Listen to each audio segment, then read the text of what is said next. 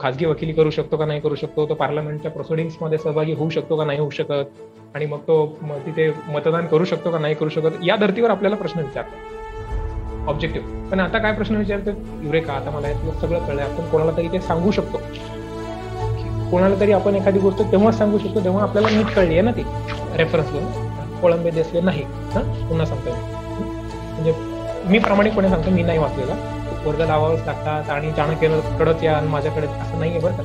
ते तुम्ही स्वतः ठरवायचंय. मी हे स्पेसिफिकली ज्या लोकांनी ऑलरेडी कोणी फॉर्मली कुठे जॉईन झालेलं नाहीये त्या लोकांसाठी सांगतोय. So again the point is, दोन अप्रोचेस असू शकतील. काही लोकांनी अभ्यास केला, आता त्यांना वाटू शकतं की आता हे थोडंसं माझ्यासाठी अवघड आहे किंवा वाटू शकतं. आणि हा मानवी स्वभाव आहे की ज्याच्यासाठी मी प्रिपरेशन केलं होतं, विषय मोर दॅन 50% बुक्स आता तुम्ही जे वापरताय ना तेच करायचे आहेत तुम्हाला पुढे. फक्त तुम्हाला ज्या नवीन गोष्टी किंवा यातले काय नाही वापरायचे आणि नवीन काय करायचं यामध्ये थोडासा बदल असू शकतो. आता जी पुस्तकं तुम्ही वापरताय, मोर दॅन 50% तुम्हाला आहे तशी तीच पुस्तकं वापरायची आहेत. नवीन इथिक्स सारखा विषय असू दे, GS4 250 मार्काचा पूर्ण वेगळा विषय ना. एमपीएससीचा म्हणजे एमपीएससीच्या सिलेबसचा आणि इथिक्सचा काही संबंध नव्हता, तो आता नवीन टाकण्यात आलेला आहे. आणखीन एखाद GS1 मधला सोसायटीचा पार्ट असू दे, जो HRD मध्ये आधी बघायचो, पण अगेन खोलात जाऊन विषय एमपीएससी कसा टाकताय, सिलेबस कसा टाकताय हे आपल्याला बघावं लागणार आहे. पुन्हा आत्ता युपीएससी मध्ये वर्ल्ड हिस्ट्री, वर्ल्ड जॉग्राफी आणि हे विषय आहेत, तर पुन्हा आपल्या सिलेबसला येणार आहेत का नाही येणार आहेत, जेव्हा एकदा सिलेबस क्लॅरिटी येईल तेव्हा लक्षात येईल. पण द पॉइंट इज, आता तुम्ही जे रेफरन्स पुस्तकं वापरत आहेत ना, पॉलिटिक्स असू दे, जॉग्राफीचं असू दे किंवा हिस्ट्रीचे असू देत, फॉर दॅट मॅटर, त्यातले काही गाळावे लागणार आहेत, पण हे बेसिक रेफरन्सेस ना तुम्हाला वाचावे लागणार आहेत. त्याच्यापासून सुटका नाही. सो अगेन जेव्हा मी म्हणतोय की अप्रोचेस, आधी काही लोकांचा एक अप्रोच होता की ओव्हरवेल्मिंग, की आता हे असं झालंय, डिस्क्रिप्टिव्ह झालंय आणि मला खूप आता आय एम सो कम्फर्टेबल आणि आता मी पहिल्याच अटेम्प्टमध्ये क्लिअर करतो. ही चांगली बरं का, ही फिलिंग असणं चांगलं आहे, पण अगदी याच्यामुळे असं ओव्हरवेल्मिंग व्हायची गरज नाहीये. किंवा मग दुसरं टोक पण आता काय सोडूनच देतो, हे this is not my cup of tea या टाईप, की मला फक्त पाठांतर करायची सवय होते, हे असं तुम्ही स्वतःला ऑलरेडी तुम्हाला सांगितलेलं. म्हणजे जेव्हा तुम्ही पहिल्यांदा एमपीएससी करायला आलात तेव्हा तुम्ही एमसीक्यू साठीच आधीपासूनच तयार होता का? असं नाहीये ना काही. म्हणजे तुमच्या मनात काहीतरी होतं की ज्याच्यामुळे तुम्ही ही परीक्षा द्यायचं ठरवलं. सोपं किंवा अवघड हा क्रायटेरिया नाहीये बरं का कुठेच. म्हणजे आता म्हणजे रिअलिस्टिक एक्झाम्पल आहे, आता एक झालेला IAS मुलगा महाराष्ट्रातलाच, त्याने मागे एक ट्विट केलं होतं की मी 4-5 वेळेस कंबाईनची परीक्षा दिली. IAS आहे ना तो, आता कंबाईनची परीक्षा दिली पण एकदाही पास नाही झालो. म्हणजे हे सोपं किंवा अवघड अशातला प्रकार नाहीये. तो तुमचा अप्रोच काय त्या परीक्षेकडे बघण्याचा. आता हे जस्ट अप्रोच बदलायला पाहिजे, थिंकिंग प्रोसेस बदलायला पाहिजे, म्हणजे नेमकं काय करायचं हेच आपल्याला पुढच्या काही काळात बघायचं. जस्ट मी पुढच्या वेळामध्ये तुम्हाला काही टास्क पण देणार आहे, छोट्या छोट्या, टू बिगिन विथ म्हणूनच सेशनला नाव दिलं.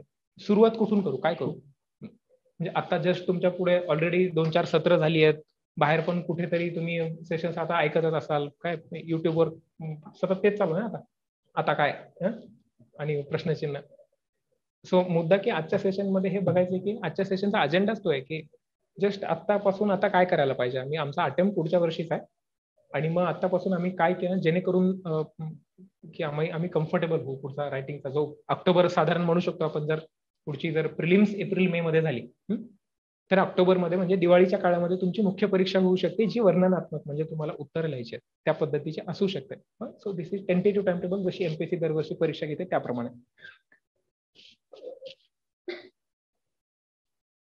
झालं. So again the point is, एक गोष्ट कायम लक्षात ठेवा पोरांनो, these are the paradigms that will keep shifting. 2012 पूर्वी एमपीएससीचा पॅटर्न वेगळा होता. बरोबर पुन्हा 12 ते 22 म्हणजे 10 वर्षाच्या कालावधीमध्ये पॅटर्न चेंज झाला. यापूर्वी डिस्क्रिप्टिव्ह होता 12च्या पूर्वी. 12 ते 22 पर्यंत एमपीएससीनं पुन्हा तो ऑब्जेक्टिव्ह पॅटर्न ठेवला, कारण काही असू देत. पुन्हा 22 नंतर पॅटर्न चेंज केला, डिस्क्रिप्टिव्ह केलं. वी नेव्हर नो 2032 ला काय होणार आहे आपल्याला माहित नाहीये. So the paradigms will keep shifting, but some of the basic principle will always remain the same. When I say always remain the same, तुम्हाला तुमची टेबल, तुमची खुर्ची आणि तुमचा 8-9-10 तासाचा रोजचा अभ्यास हे कधीच बदलणार नाही. कितीही पॅटर्न बदलू दे आणि कितीही सिलेबस बदलू दे आणि कितीही मार्कांची आणि कितीही मार्कांचा इंटरव्ह्यू असू दे, रायटिंग असू दे का एमसीक्यू असू दे, हे तर बदलणार नाहीये. तुमचा अभ्यास बदलणार नाही. फक्त अभ्यासाची पद्धती वेगळी असू शकते. दिस इज द बेसिक प्रिन्सिपल की तुम्हाला रोज 8, 9, 10 तास बसून अभ्यास करावाच लागणार आहे. काही लोकांना वाटत असेल की आता माझ्यासाठी सोपं झालं, मला डिस्क्रिप्टिव्ह किंवा रायटिंगची सवय होती, थोडंसं तुला बेनिफिट मिळू शकतो, पण ते माझ्यासाठी सोपं झालं असा अर्थ होऊ शकत नाही त्याचा, किंवा कोणासाठी तरी खूपच अवघड झालं असं पण नाहीये. Information is the basic requirement. कुठली पण परीक्षा द्या, युपीएससीची असू दे, एमपीएससीची असू दे, कंबाईनची असू दे, इन्फॉर्मेशन असल्याशिवाय तुमच्या डोक्यामध्ये ते प्रोसेसच सुरू होणार नाही. बेसिक इन्फॉर्मेशन तुम्हाला आधी लागणारच आहे. फक्त ती तुम्ही जी इन्फॉर्मेशन पुस्तकांमधून मिळवताय, मग त्याचं नॉलेजमध्ये कसं कन्व्हर्जन आणि मग ते पेपरवर कसं उतरवायचंय हे आपल्याला शिकायचं आहे. मागच्या बॅचेसच्या लोकांना माहित असेल की जेव्हा आपण सत्र घेत होतो त्या सत्रांमध्ये पण आपण हेच बोलत होतो. म्हणजे मी तुम्हाला सतत सांगत आलोय की कुठलं तरी एक पुस्तक वाचत राहा, कुठलं तरी एक पुस्तक वाचत राहा, सतत दिवसातलं एक कुठलं तरी पुस्तक वाचत राहा. मी तुम्हाला सांगत आलोय की रोज एक बॅगमध्ये हे तुमचे रेफरन्सेस सोडून म्हणत होतो मी. म्हणजे असं नाहीये की ते वाचलंच पाहिजे, नेसेसरी नाहीये ते, पण कुठलं तरी एक 20 मिनिटं द्यायची होती फक्त तुम्हाला. ते अजूनही ते ठेवायचंच बघा करत करत. ते दिसा म्हणजे रामदास स्वामी होते, दिसा माझी काहीतरी लिहित जावे, प्रसंगी अखंडित वाचित जावे.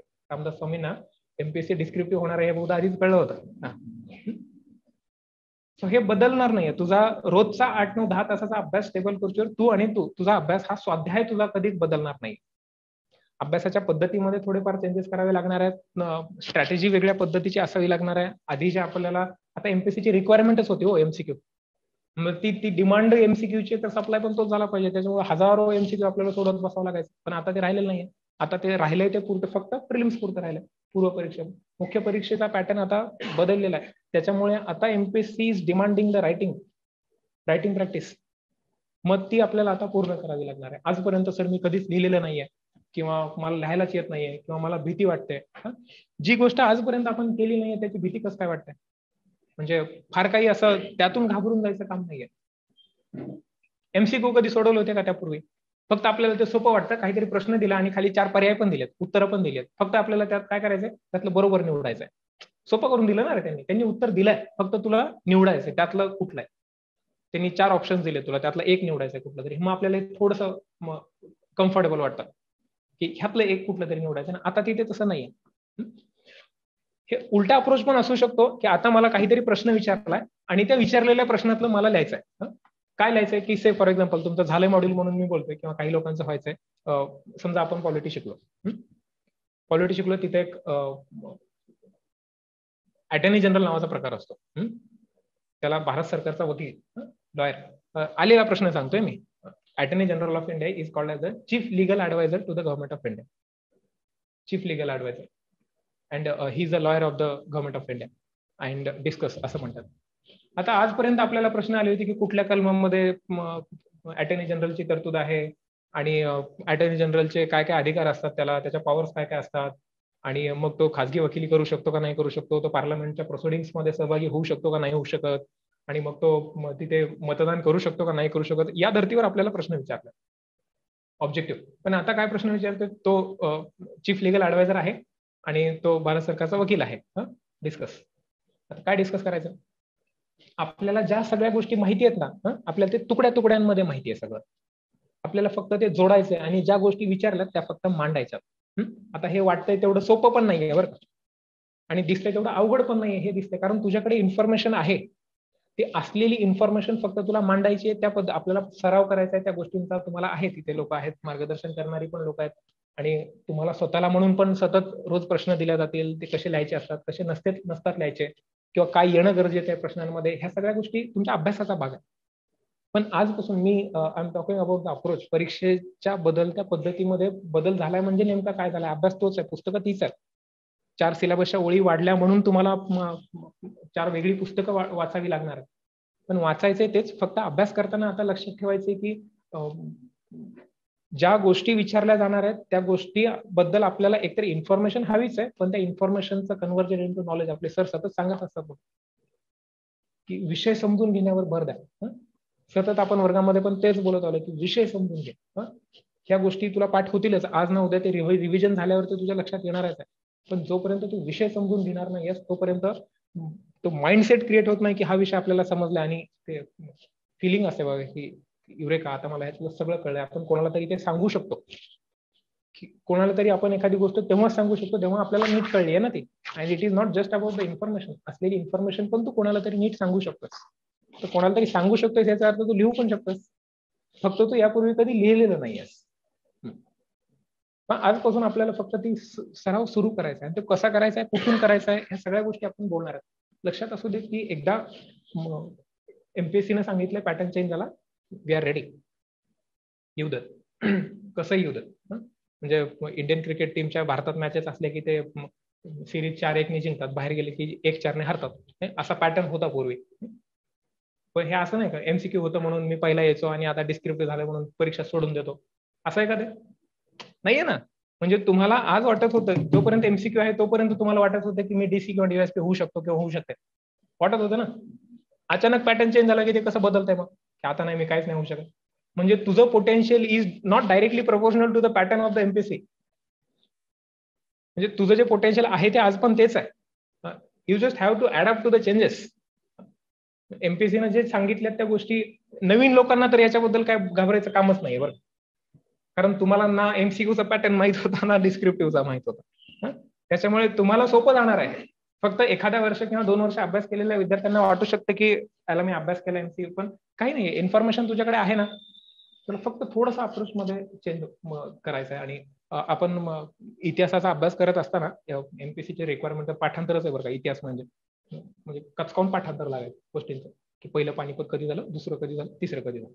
मग पहिलं पानिपत एप्रिल 1524, दुसरं पानिपत साधारण नोव्हेंबर 1556 मध्ये झालं. मग पहिलं पानिपत कोणामध्ये झालं, बाबर आणि इब्राहिम लोधीमध्ये झालं. कोण जिंकला, बाबर जिंकला. दुसरं पानिपत एप्रिल 1556 मध्ये झालं. ते झालं ते अकबर आणि अकबराचा बैराम खान आणि हेमू या दोघांमध्ये झालं आणि अकबराचं सैन्य जिंकलं. म्हणजे बैराम खान जिंकला. आणि मग तिसरं पानिपत म्हणजे डिसायझिव्ह 1761, 14 जानेवारी ना, 1761 ला तिसरं पानिपत झालं. आणि मग तिसऱ्या पानिपतामध्ये मराठी आणि ते हरला आणि आपल्याला माहितच आहे. मग पानिपत हा शब्द, पानिपत कोणे, हा ही एक वाक्प्रचार पडला. हे सगळं आजपर्यंत विचारायचे नाही असं नाही, पण आलेले प्रश्न सांगतोय बरं का मी, हे आलेले प्रश्न आहेत. Why all the decisive battles were fought at Panipat only. पानिपतावरच का? ज्या काही महत्वाच्या लढाया झाल्या त्या पानिपतावरच का झाल्या? अभ्यास करताना आपल्याला गरज नव्हती म्हणून आपण कधी अभ्यास केलाच नाही रे हा, की कशामुळे पानिपतावरच झाला, त्याचं जॉग्राफिकल काय लोकेशन असतं, किंवा एक युद्धाच्या टॅक्टिक्स म्हणून तिथं असं काही लोकेशन आहे का, की ते कशामुळे झालं ते. म्हणजे अगदी उत्तर भारतामध्ये आत्ताचा दिल्ली जवळ साधारण 50-60 किलोमीटर दिल्लीहून आणि आत्ताच्या हरियाणामध्ये येतं ते पानिपत. त्या लोकेशनचं काय महत्व आहे, तिथंच का झाली सगळी युद्ध, ह्या अप्रोचने आपल्याला अभ्यास करायचा असतो. मग ही रिक्वायरमेंट नव्हती म्हणून आपण तिकडे कधी बघितलंच नाही ना रे. पुस्तकात आहे बरं का हे ऑलरेडी, फक्त आपलं लक्ष का नाही जात. होऊ दे की कशामुळे पण होऊ दे, तिथे आपल्याला काय तारखापाठ करायचे, आपल्याला कोणा दोघांमध्ये झालं कोण जिंकलं, दोघांचे सैनिक कोण, यांचा कमांडर कोण होता, यांचा कमांडर, इकडे किती मेले तिकडे किती मेले. दिस वॉज द रिक्वायरमेंट ना. म्हणजे याच्यामध्ये ह्या अभ्यासाच्या पद्धतीमध्ये चुकीचं असंच काहीच नव्हतं. दिस वॉज द रिक्वायरमेंट. आता परिस्थिती किंवा एमपीएससीने जो पॅटर्न बदललाय त्यानुसार आपल्याला अडॉप्ट करायचं. मग बेसिक सुरुवात करता करता लक्षात यायला पाहिजे की आधी एक मनाशी तुम्ही गोष्ट हे करून ठेवा. म्हणजे तुम्ही आहेत आता चाणक्य मधले, तर आता गोष्ट तुमची वेगळी आहे. पण जे बाहेरचे आहेत किंवा ज्यांनी अजूनही कोणी फॉर्मली कुठे ऍडमिट झालेले नाही आहेत कुठल्याही कोर्सला किंवा कुठल्याही संस्थेकडे, त्यांनी लक्षात ठेवा की तुम्ही कोणाकडून मार्गदर्शन घेताय आणि कसं मार्गदर्शन घेताय याला खूप महत्व आहे. इथून पुढे खूप महत्व आहे. किंवा मार्गदर्शन घ्यायलाच पाहिजे का, मुळात याचं उत्तर हो किंवा नाही असं नाही देत आहेत. ते आपापल्या गरजेनुसार आणि आपापल्या क्षमतेनुसार ठरत असतात. की जर मी स्वतः अभ्यास करू शकत असो असं जर मला स्वतःला वाटतंय तर मी नाही लावणार ना कुठला क्लास. कंपल्शन थोडी नाही की क्लास लावला तरच पास होत आहे, असं थोडी नसतं. पण जर मला वाटतंय की माझ्या मार्गदर्शनामध्ये चुका कमी व्हाव्या आणि लवकरात लवकर मला कुठली तरी पोस्ट मिळावी, पद मिळावं, मी माझं करू शकतो. पण मला वाटतं की मी करत असताना ती गोष्ट समजून घेण्यात चुका होऊ शकतात. त्या चुका मला टाळायच्या, कोणीतरी मला स्पून फीड केलेलं हवंय, लवकरात लवकर सांगितलेलं हवंय आणि मला पोस्ट काढायची. म्हणून लोक मार्गदर्शन पण घेतात. पण तुम्ही कोणाकडून मार्गदर्शन घेतात, मी तुम्हाला खरंच सांगतो, शब्द म्हणजे चुकीचा आहे हा शब्द वापरणं. बाजार झालाय बाजार. कोणीही उठायचं 2 ओळी एका भाषेमध्ये जर बोलायला सांगितलं ना तर अवघड होऊन बसतं त्या लोकांचा. आणि मी देतो मार्गदर्शन. म्हणजे what is the authority. So तुम्ही ठरवायचंय बरं का ते तुम्हाला काय. मी पुन्हा म्हणत नाहीये की लावावाच लागतो, वर्ग लावावेच लागतात आणि चाणक्यकडंच या आणि माझ्याकडे, असं नाहीये बरं का ते. ते तुम्ही स्वतः ठरवायचंय. मी हे स्पेसिफिकली ज्या लोकांनी ऑलरेडी कोणी फॉर्मली कुठे जॉईन झालेलं नाहीये त्या लोकांसाठी सांगतोय मी. तुम्ही स्वतः पण अभ्यास करू शकता, पण जेव्हा तुम्ही निर्णय घेणार आहात की कुठून तरी आपल्याला मार्गदर्शन घ्यायचं, चूज वाईजली. कारण खरंच बघताय ना तुम्ही ते युट्यूबवर काय काय चाललंय आणि कोण कोण उठतंय आणि काय काय बोलायला सुरुवात करताय. म्हणजे कशाला ताळमेळ नसतो बरं का. म्हणजे एक कुठला तरी विषय धरला आणि त्याच्यावर काहीतरी बाबा 4 गोष्टी आम्हाला मिळतील. पुन्हा हे अगेन तुमच्यावर येणार आहे बरं का ह्या सगळ्या गोष्टी, की काय करायचं आपल्याला ते. दिवसातला किती वेळ आपण कशावर घालवतोय, बेसिक गोष्टी असतात सगळ्या ह्या आपल्याला करायचं. So point is I will start with the prelims. Prelims मध्ये जी आपल्याला द्यायची आहे ती आता पुढच्या साधारण एक 10 महिन्यामध्ये, 10 महिन्यात म्हणू शकतो. आता जुलै सुरू आहे, एप्रिल मे मध्ये प्रिलिम्स येणार पुढची. साधारण एप्रिल मे मध्ये जसं एमपीएससीचं टाइम टेबल आतापर्यंत एमपीएससीनं फॉलो केलं. हे कोविडमध्ये थोडंसं डिस्रप्शन झालं तर मुद्दा वेगळा. पुढच्या जर एप्रिल मे मध्ये प्रिलिम्स असेल तर प्रिलिम्सला पुन्हा आता जे विषय आहेत ना ते सगळे बरं का, including science, physics, chemistry, biology, including इतिहासातले समाजसुधारक, महाराष्ट्रातले भूगोळाचे जे काही 2-1 प्रश्न येत होते ते. आता मी हे स्पेसिफिकली तुम्हाला 3 टॉपिक का सांगितले. पंचायत राजवर साधारण येत नव्हते प्रश्न प्रिलिम्स मध्ये, एखाद दुसरा ते पण बंद झालाय आता, कंबाईनला यायचे. तर ह्या प्रिलिम्सच्या या पॅटर्न मध्ये साधारण 30 ते 35 प्रश्न असे आहेत जे डिफरन्शिएट करतात एमपीएससीची प्रिलिम्स युपीएससी पासून. आता आपल्याला लक्षात येईल की युपीएससीचे सगळीच्या सगळी लोक जशाला तसं इकडे येणार आहेत, जशाला तसं नाहीये बरं का ते. त्यांचं ठरलेलं असतं आपल्याला आय एस व्हायचंय. पण ज्या लोकांनी 2-4 प्रिलिम्स दिलेले आहेत, ऑलरेडी मेन्स लिहिलेले आहेत आणि दुर्दैवानं समज नाही झालं पुढे, तर ती लोक इकडे येऊ शकतात. But the basic and the major hurdle is the prelims. CSAT qualifying आहे दोन्हीकडे पण जो प्रिलिम्सचा जीएसचा जो पार्ट आहे, त्या जीएसच्या पार्टमध्ये सायन्सचे साधारण 20-22 प्रश्न आहेत ना. जर मागचा आपण एक 7-8 वर्षांचा जर पॅटर्न बघितला तर 20-22 प्रश्न सायन्स आहेत नुसतं. त्याच्यामध्ये फिजिक्स आहे, केमिस्ट्री आहे, 5-5 प्रश्न फिजिक्स केमिस्ट्रीचे आणि एक 10-12 प्रश्न बायोलॉजीचे आहेत ना. एवढं तरी किमान बघितलं तुम्ही. आणि महाराष्ट्राच्या इतिहासावर प्रश्न आहेत, सबस्टॅन्शियल आहेत ते. आहेत ते सुधारकांवर आहेत. आणि पुन्हा करंट अफेअर्स. एमपीएससीचं करंट अफेअर्स डेंजर असतात, पण करतात लोक. एमपीएससीची मुलं विचारलेल्या 13-14-15 प्रश्नांपैकी 10-12 प्रश्न बरोबर आणतात करंटचे. त्यांना माहिती आहे ते त्यांचं जुळलं आहे ते करंट अफेअर्स सोबत, करतात ते. मग त्यातले हे थोडंसं अवघड जाणार आहे युपीएससीच्या पोरांना. म्हणजे त्यांनाही ज्यांना द्यायचंय त्यांना मी काही घाबरवत नाहीये की युपीएससीच्या पोरांना द्यायचं नसतं, पण त्यांना हे एक मेजर हर्डल असू शकतं बरं का त्यांच्या प्रिलिम्स क्लिअर करण्यामध्ये. तर त्यांनी त्याकडे याकडे या थोड्या गोष्टीचं तिथे तुम्हाला आहे ना ऍडव्हान्टेज थोडासा. त्यांनी ह्या गोष्टी जर कव्हर केल्या. पुन्हा प्रिलिम हिस्ट्री, जिओग्राफी, पॉलिटी आणि इकॉनॉमी हे 3 विषय तर जशाच तशा आहेत ना. पॉलिटी काही बदलणार नाहीये, मग हिस्ट्री जिओग्राफी बदलणार नाही आणि इकॉनॉमी पण बदलणार नाहीये. हे विषय जशाला तसे आहेत प्रिलिम्सचा. आणि सीसॅट क्वालिफाईंग हे एकदा प्रिलिम्स आपलं पार केलं, टप्पा पार केला की पुन्हा मुख्य परीक्षा येते. आणि मुख्य परीक्षेमध्ये आता आपल्याला काय करायचं इथून पुढे. आता पॅटर्न बदलला ना पूर्णपणे. तर आता आपल्याला काय करायचं, तर एक सगळ्यांनी आय विल रिक्वेस्ट एव्हरीवन की तुम्ही नसतील तुमच्याकडे तर मी तुम्हाला पेपर पाठवतो. युपीएससीचे प्रिव्हियस इयर मेन्सचे क्वेश्चन जस्ट बघा.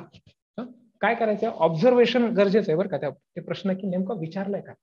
जर आतापर्यंत तू कुठल्याही विषयाचा अभ्यास केलेला असेल, समज तू पॉलिटीचा केलास किंवा जिओग्राफी किंवा इकॉनॉमी, ज्या विषयाचा तुझा अभ्यास झालाय त्या विषयाचा, आता जिओग्राफी म्हणलं की GS1 मध्ये येतं, पॉलिटी म्हणलं पॉलिटी गव्हर्नन्स GS2 आहे युपीएससीच्या, आणि GS3 मध्ये इकॉनॉमीचा पार्ट आहे, सायन्स टेक्नॉलॉजीचा पार्ट आहे, डिझास्टर, सिक्युरिटी हे इश्यूज आहे. आणि GS4 मध्ये इथिक्सचा पार्ट आहे. तर इथिक्स आजपर्यंत आपण शिकलेलो नाहीये कधी. तर किमान पॉलिटी, जिओग्राफी, इकॉनॉमी आजपर्यंत तुम्ही अभ्यास केलाय त्याचा तरी प्रिव्हियस इयर युपीएससीचे काढायचे. त्यांनी सेग्रिगेट करून दिलेले आहेत बरं का. म्हणजे तुम्ही नुसतं गुगलवर जरी टाकलं ना UPSC previous year questions compilation किंवा सेग्रिगेशन, टॉपिक वाईज सेग्रिगेशन असं जरी टाकलं ना तुम्ही, तरी तुम्हाला खाली लिस्ट येते. कुठलंही असू शकतं. मी देतो तुम्हाला, मी ती लिंक पाठवतो ग्रुपवर. जस्ट तुम्ही ऑब्झर्व करा काय प्रकारचे प्रश्न विचारले तुम्हाला. मी आता जे 1-2 प्रश्न डिस्कस केले ना आपण, की सगळी युद्ध पानिपतावरच का आलेला प्रश्न 2000 मला वाटतं 19-20चा प्रश्न बरं का. All the decisive battles fought at the Panipat only, Y discuss. म्हणजे पुन्हा मग आपल्याला थोडंसं विचार करायला भाग पडतं ना रे गोष्टी.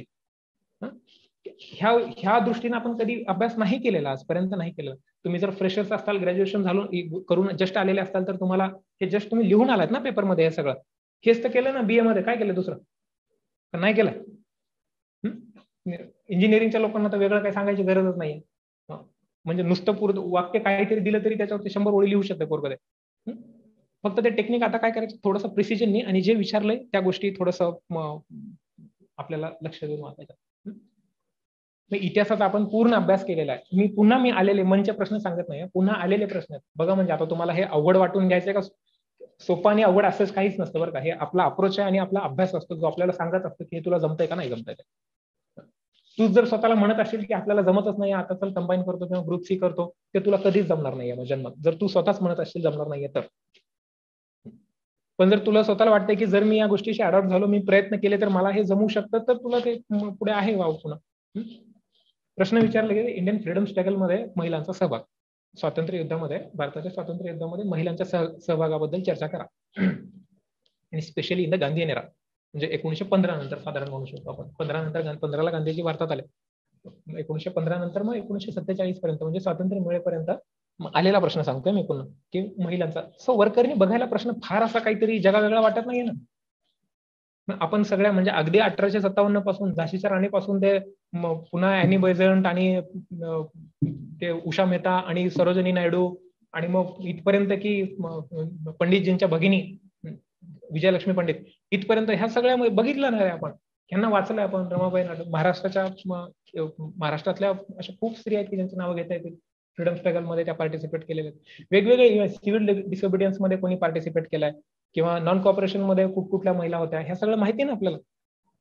फक्त यांचा सहभाग आपण त्या दृष्टीने कधी विचार नाही केला, त्या अँगलनी कधी विचार नसतो केलेला, त्याच्यामुळे आपल्याला हे थोडंसं अवघड वाटणं शक्य आहे.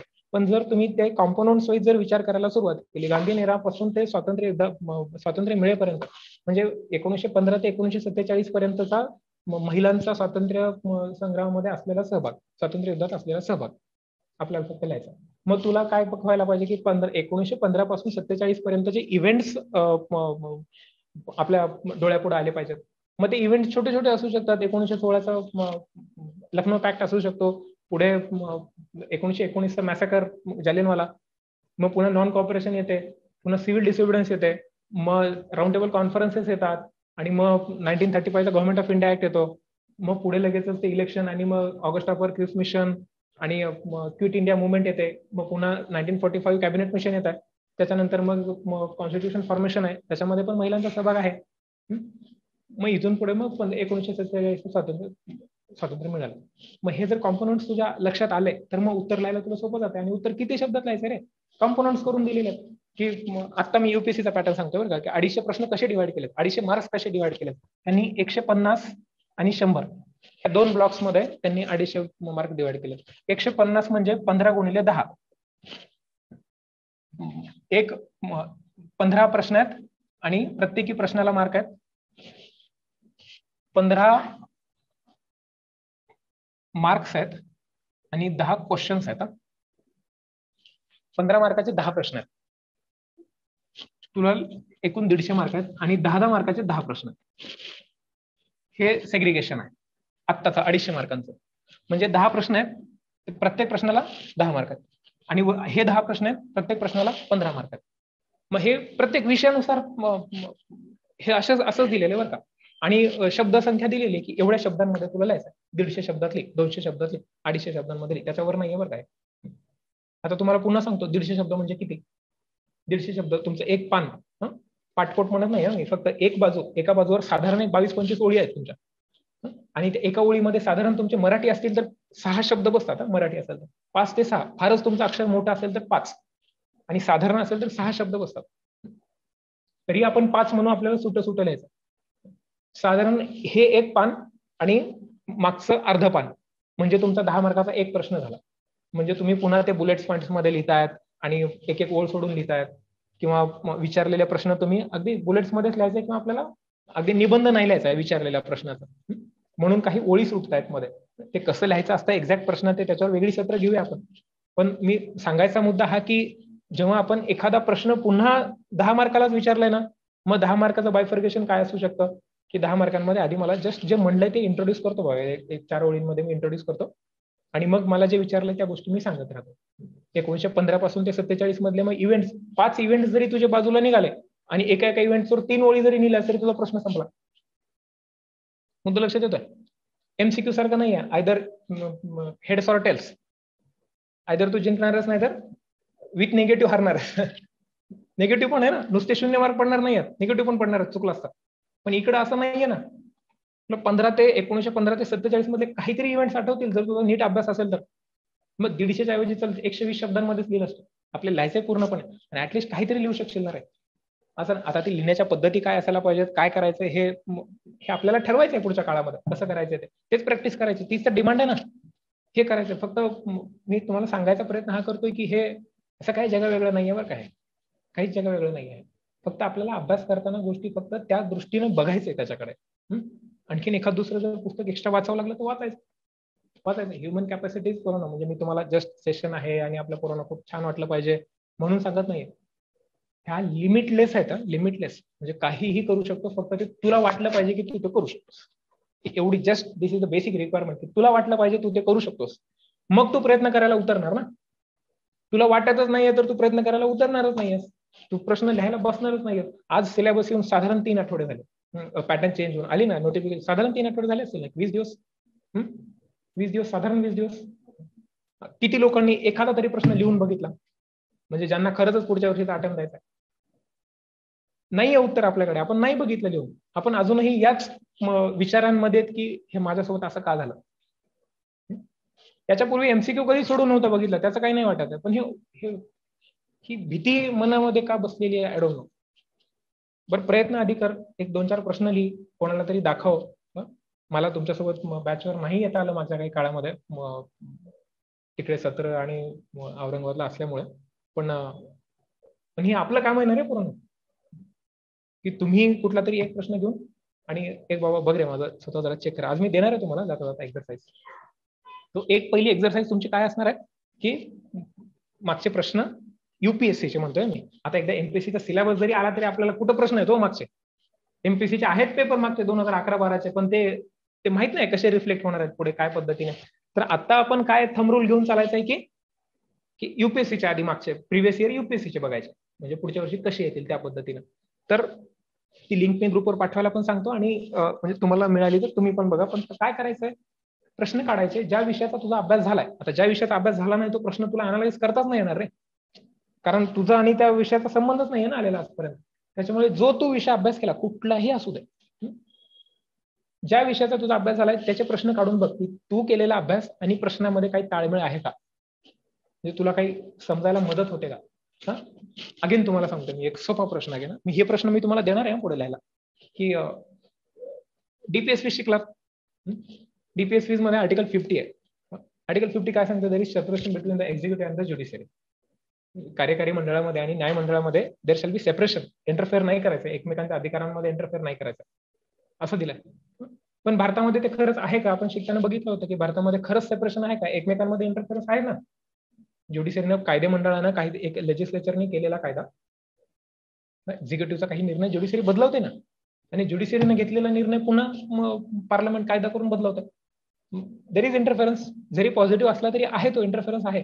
त्याच्यामुळे मग पुढचं वाक्य आहे की जरी घटनेमध्ये अशी तरतूद असली की separation, there shall be separation between the executive and judiciary, मग पुढे त्यांनी प्रश्न विचारला की it is not based on the absolute separation, it is based on the principle of checks and balances. आता 8वा पहिलं सत्र politics, Montesquieu, division of power, separation of power, principle of checks and balances. म्हणजे तुम्हाला व्हायचं आणखी काही लोकांना, पण ज्यांचं झालेलं सत्र झालेत ना, नाही झालेलं, तर हे ते principle of checks and balances काय असतं आणि सेपरेशन ऑफ पॉवर हे ऑलरेडी आपण शिकलोय बरं का. म्हणजे जरी एमपीएससी असलं तरीही मी म्हणतोय, फक्त आपल्याला ते आणखी आता कशा पद्धतीने मांडायचं आहे, कशा पद्धतीने मांडायचं हे शिकायचं. हा आलेला प्रश्न आहे बरं का, हा पुन्हा सांगतोय मी, आलेला प्रश्न आहे की हे फार असं काही वेगळं नाही आहे, हे आपण केलेलं आहे, आपण आपला अभ्यास झालेला आहे, फक्त आपल्याला ते उतरवायचं आहे. आणि त्याच्यासाठीच्या अभ्यासाच्या अप्रोचमध्ये आपल्याला थोडेसे चेंजेस करायचे आहेत, अभ्यासाच्या स्ट्रॅटेजीज. पण अभ्यास आहे तिथेच आहे, that will not change never. कुठलीही परीक्षा असू देत, म्हणजे पंतप्रधान पदासाठी एक जागा आहे, त्याच्यासाठी पण तुला रोज 10 तास अभ्यास करावा लागणार. काही पॅटर्न असू दे, कसंही काही असू दे, 275 मार्कांचा इंटरव्ह्यू करून 250 मार्कांचा इंटरव्ह्यू डिसायझिव्ह आहे. म्हणजे आता हे नुसतं नाव गाव सांग आणि अमुक नदी तुझ्या जिल्ह्यातून जाते, त्याची लांबी किती आणि रुंदी किती, आणि तुझ्या घराजवळून जाते कारण किती पाणी आहे त्याच्यामध्ये, हे नाही आता हे बरं का. हे सगळं ओपिनियन बेस्ड आहे आता हे. म्हणजे तुला तुझे विचार मांडता आले पाहिजेत. तुझे विचार काय आहेत त्या गोष्टीबद्दल असलेल्या गोष्टींकडे. म्हणून आता न्यूजपेपर रिडिंग, करंट अफेअर्स हे नुसते आता परीक्षा आली की पाठा. आम्ही स्वतः सांग, मला माहिती आहे, मी तुम्हाला स्वतः सांगितलेलं की परीक्षा आली की महिनाभर कुठलं तरी वार्षिकी विकत घ्यायचं आणि 1 ते 4 वेळेस रिवाईज करायचं आणि पेपरला जायचं प्रिलिम्सच्या. हे आता होणार नाहीये बरं का. मी स्वतः तुम्हाला सांगितलेलं आहे की अर्ध्या पाऊण तासाच्या वर जर एमपीएससी आधीच्या पॅटर्न नुसार अर्ध्या पाऊण तासाच्या वर न्यूजपेपरला द्यायची फारशी गरज नव्हती आधी, पण आता ते बदललंय. आता पुन्हा आपल्याला वेगळ्या पद्धतीने पूर्ण थोडंसं, मी आता लगेचच वाचत नाही मेसेजेस. एकदा बोलून झालं की मग तुमचे सगळे मेसेजेस आणि सगळे प्रश्न घेऊया तुमच्या. एक अर्धा मिनिट फक्त तिथे मेसेजेस टाकले तर आपोआप वर जाणार आहेत त्याचे मेसेजेस, मला दिसणार नाही नंतर. सो द पॉइंट इज की पहिला तुम्हाला जे एक्सरसाइज दिली की मागचे प्रश्न बघून घ्या. जस्ट ऑब्झर्व करा की तुम्हाला काय वाटतंय, what are your thoughts. Just बघा हा प्रश्न आणि प्रश्नाबद्दल तुम्हाला काय काय आठवतंय त्याबद्दल, म्हणजे आपण काय काय अभ्यास केलाय त्याबद्दल तुम्हाला काय काय आठवतंय. ज्यांचा काहीच अभ्यास झालेला नाहीये त्यांना अभ्यास झाल्यावर लक्षात येईल की हे असं याच पद्धतीने करायचं. उलट सोपं आहे तुमच्यासाठी, ज्यांनी आजपासून सुरुवात करायची आहे त्यांना, जे फ्रेशर्स आहेत. सो तर मग पुढचा पॉईंट येणार आहे की न्यूजपेपरचा, मी जे आता सांगितलं तुम्हाला ते न्यूजपेपर आता शांतपणे रोज वाचावे लागणार आहेत आणि त्याचा फायदा 2 गोष्टींमध्ये आपल्याला करून घ्यायचा. कुठल्या 2 गोष्टींमध्ये करायचं? एक भाषा, सगळ्यात महत्वाचा. कुठली भाषा तुम्ही, म्हणजे लिखाणाची भाषा तुमची कुठली असणार आहे, आयदर मराठी और इंग्लिश, ती कोणती असणार आहे तुम्हाला ठरवायची आहे. The language you are comfortable in, कुठली भाषा आहे. सर मी मराठीमध्ये खूप कम्फर्टेबल आहे, मला मराठीमध्ये लिहिता येतं सगळं, माझे विचार पण मराठीमध्ये आहेत, बिलकुल मराठीमध्ये लिहायचं. माझं शिक्षण सर इंग्लिशमध्ये झालेलं आहे, सगळं कॉन्व्हेंटमध्ये शिकलेलं आहे किंवा सेमीमध्ये शिकलोय, टेक्निकल डिग्री आहे माझी, जे सगळं इंग्लिशमध्ये झालंय. आणि मी जर थोडंसं आणखीन प्रयत्न केले तर मी इंग्लिशमध्ये छान लिहू शकतो किंवा लिहू शकते. तर मग इंग्लिश ते तुम्ही ठरवायचं बरं का, तुमची भाषा. पण आज लक्षात नाही येत आहे की कुठली निवडू. मराठी पण येतं, इंग्लिश पण येतं, दोन्ही करू शकतो. पण काय करू आता, काय करू? तर ते नुसतं येऊन जमणार नाहीये ते. मी पुन्हा जे म्हणलो ना की आता इकडे हे तुमच्या व्हॉट्सअप टेक्स्टिंगची लँग्वेज चालणार नाहीये बरं का, की ओके हे असलं नाही चालणार, किंवा आय डोंट नो ला आयडीके म्हणतात. हे असलं चालणार नाही आता. त्या बेसिक गोष्टी तुम्ही करणार पण नाहीयेत त्या, पण लक्षात ठेवायचं की ह्या गोष्टी आपल्याला करायच्या. न्यूजपेपरमध्ये काय करायचं आणि काय वाचायचं, कुठले न्यूजपेपर वाचायचे. एक बेसिक लोकसत्ता जर तुम्ही वाचतच असाल, मी काय तुम्हाला दुसरे फारसे सुचवणार नाही, कुठलेच मटा वाचा किंवा सकाळ वाचा किंवा ते पुढारी दिवे मराठी, काही गरज नाहीये त्याची. एक कुठला तरी त्यातल्या त्यात तुकामणे मराठी सुचवावा असा की एमपीएससीच्या पोरांनी वाचावं, लोकसत्ता. त्यातलं संपादकीय, आणि तिथे पण एक एक्सप्लेन म्हणून आता नवीन सुरू केला कॉलम त्यांनी, उजव्या हाताला बरोबर संपादकीयाच्या खालीच असतं ते. आणि कोणातरी एका व्यक्तीचं सदर आलेलं असतं तिथे, की त्यानं कुठल्या तरी एका गोष्टीवर त्याचं ओपिनियन मांडलेलं असतं, हे मराठीमध्ये. तर हे आपल्याला करायचं. आता हे करायचं, हे इंग्लिशमध्ये पण सेम आहे. इंग्लिशमध्ये आय विल सजेस्ट की तुम्ही इंडियन एक्सप्रेस वाचा, की दुसरा म्हणजे हिंदू थोडंसं ते भाषा थोडीशी अवघड आहे त्याची. पेपर चांगला आहे तसा, ओपिनियन्स पण त्यामधले चांगले असतात, पण इंडियन एक्सप्रेस पण छान आहे. हे दोन्ही असं कम्पेअर करायला कोण चांगला असं नाहीये कोणीच. सो इंडियन एक्सप्रेस मधलं पण पुन्हा काय करायचंय, न्यूज साठी न्यूजपेपर वाचायचा नाहीये, हे मी तुम्हाला पुन्हा सांगतोय. एमपीएससी प्रिलिम्सच्या करंट अफेअर्स साठी तुम्हाला पुन्हा त्या वार्षिकीवर जावं लागणार आहे. पण तुमचं हे अप्रोच आणि नॉलेज बेस्ड आपल्याला जो वाढवायचा आहे किंवा ओपिनियन बेस्ड जो वाढवायचा आपल्याला, ते त्या संपादकीय पानामध्ये त्याला नेमकं काय म्हणायचं.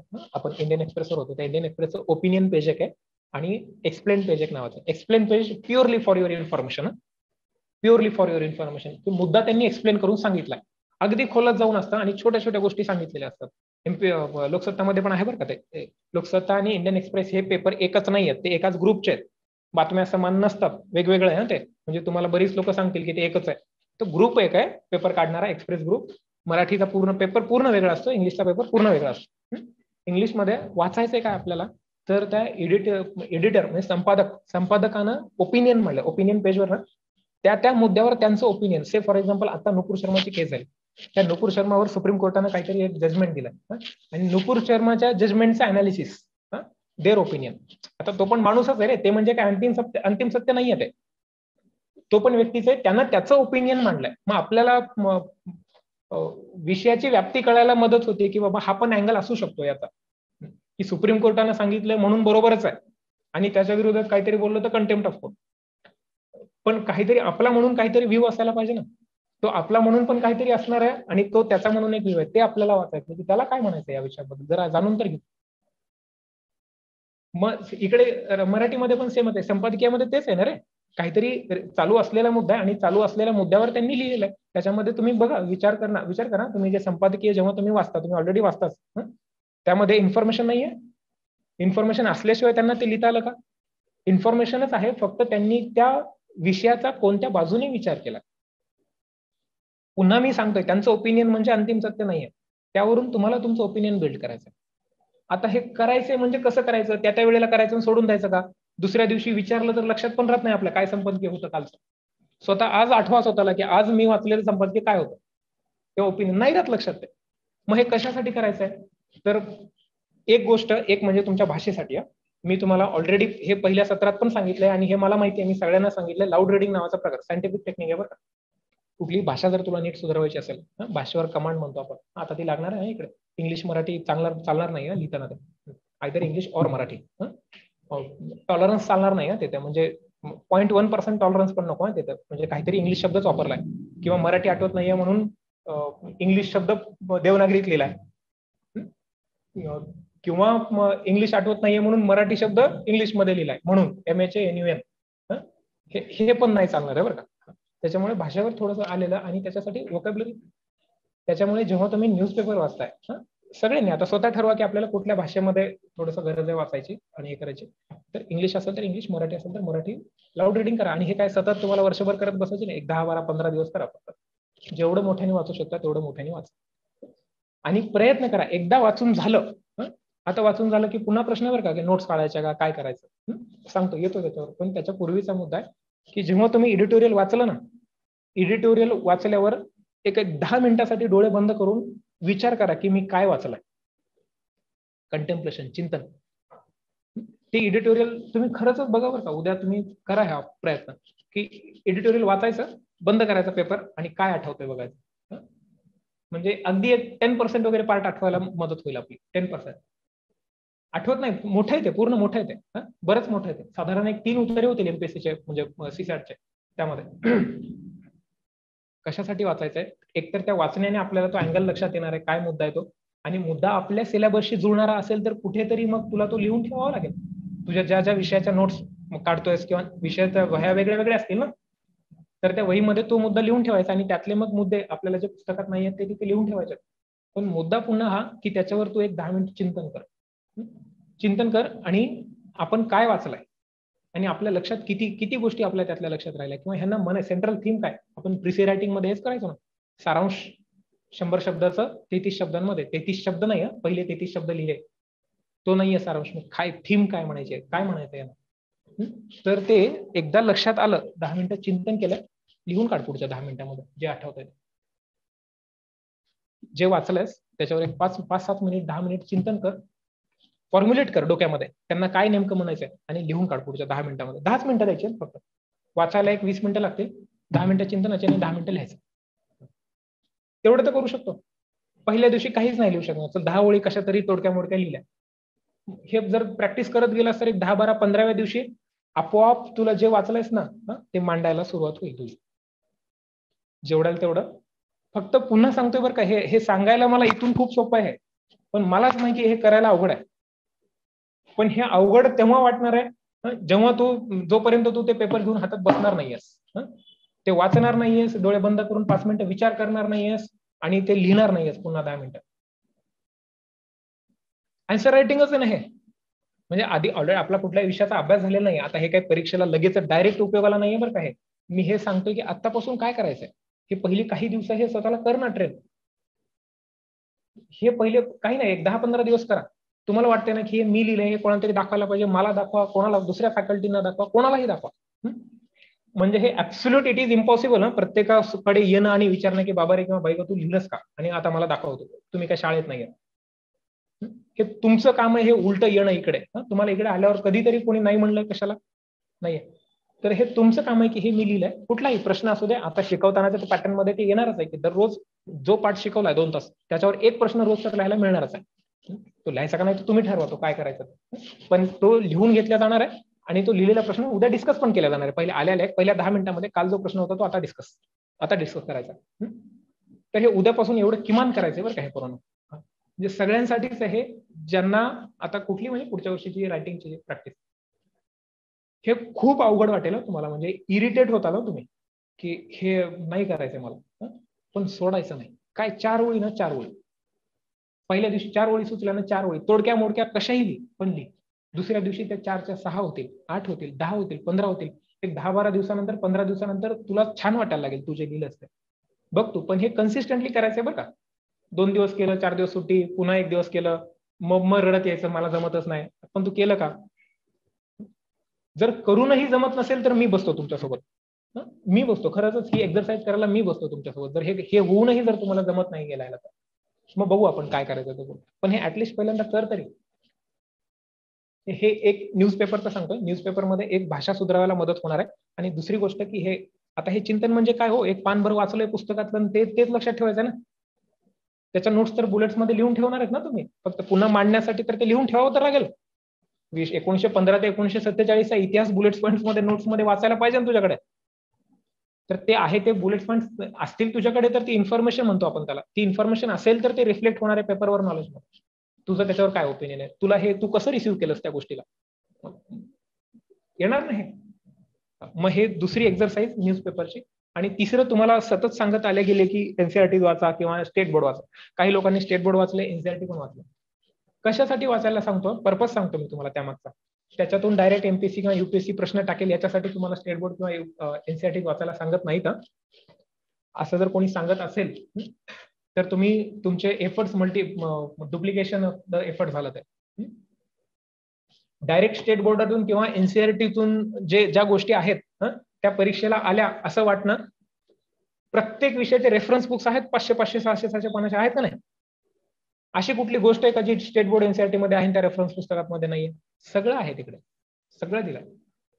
जर तुम्हाला इन्फॉर्मेशनच हवी आहे तर ते रेफरन्स पुस्तक 600 पानाचे कशासाठी लिहिले तो, म्हणजे स्टेट बोर्ड जर कव्हर नसेल झालं, एनसीईआरटी जर कव्हर नसेल, सगळं आहे त्याच्यामध्ये. पण का वाचायची असतात ही शाळेतली पुस्तकं? शाळेतल्या पोरांसाठी लिहिलेली आहेत ना रे. 6वीच्या पोरासाठी लिहिलेलं पुस्तक ग्रॅज्युएशन झाल्यावर वाचायला सांगतात.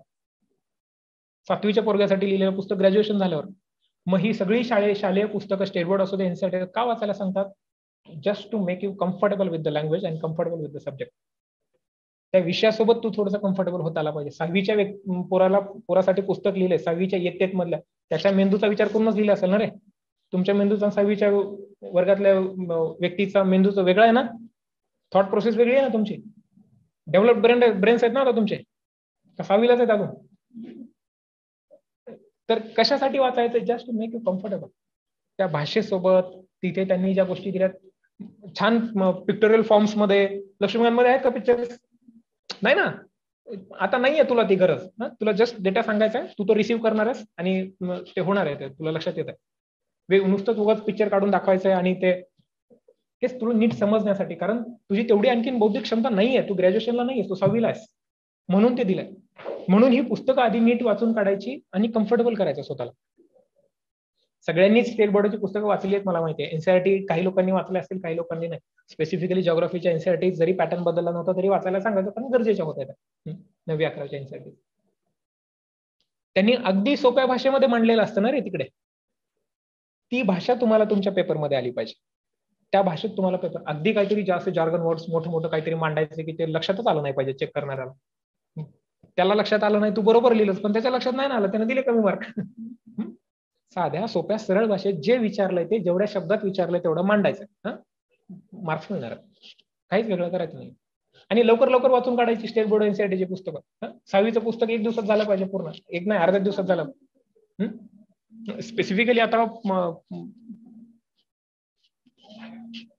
स्पेसिफिकली कुठल्या विषयाचे पुस्तकं वाचायची. तसं आता पुन्हा तुमच्याकडे वेळ किती, आणि पुन्हा मी सांगतोय this is not the necessary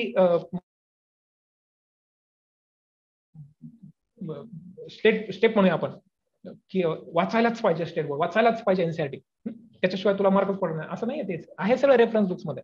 कशासाठी पुन्हा सांगतोय, एक तुमची भाषा आणि दुसरं की कम्फर्टेबल व्हावं, त्या विषयाशी कम्फर्टेबल व्हावं. 6वी-7वीचा इतिहासाच्या पुस्तकामध्ये जे सांगितलंय ते नाही हवं इकडच्या पुस्तकामध्ये. स्पेक्ट्रम असू दे किंवा गाठाळ सरांचा असू दे, नाहीये. आहे ना, त्याच्यापेक्षा जास्त 4 गोष्टी सांगितलेल्या आहेत. पण तरीही आपण ते वाचायचं, कारण सुरुवात just to start with, to begin with. म्हणून हे सेशनला मी येतानाच नाव जस्ट सुचलं की टू बिगिन विथ, काय करायचं आतापासून, काय करायचं टू बिगिन विथ. तर हे नसेल केलं, स्टेट बोर्डाची पुस्तक वाचा. 8 दिवसात स्टेट बोर्ड, एक पुढच्या 15 दिवसामध्ये एनसीईआरटीज वाचून. ऑलरेडी झालाय ना अभ्यास, तरी वाचून काढ, काय फरक पडतो. पण नाही वाचलं तर काय बळ कोसळत नाहीये. म्हणजे तुम्हाला वाटतंय की मी नीट लिहू शकतो, वाचू शकतो, काही गरज नाही वाचायची. मी पुन्हा जबाबदारीने सांगतो बघा, काही विषय असे आहेत की आता तुम्हाला सगळेच विषय इकडे खोलातून शून्यातून शिकवले जाणार आहेत बरं का, सगळे विषय. सिलेबसचा प्रत्येक मुद्दा तुम्हाला इथे शिकवला जाणार आहे, त्या पद्धतीने शिकवला जाणार आहे. पण तुम्हाला वाटतंय की मी आधी काहीतरी वाचलेलं हवंय, तर काय वाचायचंय? डायरेक्ट रेफरन्स बुक्स हातात घेतलीस तर तुझा वेळ जाईल, कळणार नाही काय वाचतोय आपण ते. म्हणून काय करायचं, शाळेतली पुस्तकं वाचायला घ्यायची. की आता कुठला तरी एक विषय सुरू आहे ना शिकवायला, तो विषय चालू ठेवायचा आणि स्टेट बोर्ड, हिस्ट्री वाच, जॉग्राफी वाच. एनसीईआरटी वाचायचं असलं तर हिस्ट्रीच्या एनसीईआरटी प्रचंड खूप आहेत बरं काय हिस्ट्रीच्या एनसीईआरटी. त्याच्यामध्ये वेगवेगळे कॉम्पोनंट्स आहेत. पुन्हा इकॉनॉमिक्स, नवीचं छान पुस्तक आहे इकॉनॉमिक्सचं, छोटंच आहे. दहावीचं पुस्तक इकॉनॉमिक्सचं सगळं महत्वाचं नाही आहे. पहिले 4 चॅप्टर महत्वाचे आहेत, फक्त 1, 2, 3, 4. पुन्हा 11वीचं बेस्ट अँड करायला मस्ट, बेस्ट अँड मस्ट 11वीचं इकॉनॉमिक्सचं. पुन्हा 12वीचं 2 पुस्तक आहेत, 12वीचे मॅक्रो आणि मायक्रो. त्यातलं मॅक्रो इम्पॉर्टंट आहे आपल्याला, आणि त्यातलेही स्पेसिफिक चॅप्टर्स आहेत, 3, 5, तिसरा, 5वा आणि 6वा. हे चॅप्टर फक्त त्यातले महत्वाचे आहेत. पुन्हा मी सांगतोय, हे सगळं जशाच तसं इकडच्या इकॉनॉमिक्सच्या बुक्समध्ये आहे. इकडच्या म्हणजे रेफरन्स कोळंबे देसले नाही. पुन्हा सांगतोय म्हणजे मी प्रामाणिकपणे सांगतो, मी नाही वाचलेला. आता जे रेफरन्स मी तुम्हाला सेशन मध्ये तुमचे झालेत 17 इकॉनॉमिक्सचे, कुठलं पुस्तक सांगितलं वाचायला? नितीन सिंघानिया मी सांगितलं. एमपीएससीच्या पोरांना मी जबाबदारीने सांगत होतो बरं का, माहिती आहे या लोकांना. आता ते पुस्तक एमपीएससी साठी लिहिलेलं नाहीये, पण त्या पुस्तकामध्ये ज्या पद्धतीनं गोष्टी मांडल्यात ना, त्या अजूनही कुठल्या पुस्तकामध्ये मला सापडलेल्या नाही आहेत बरं.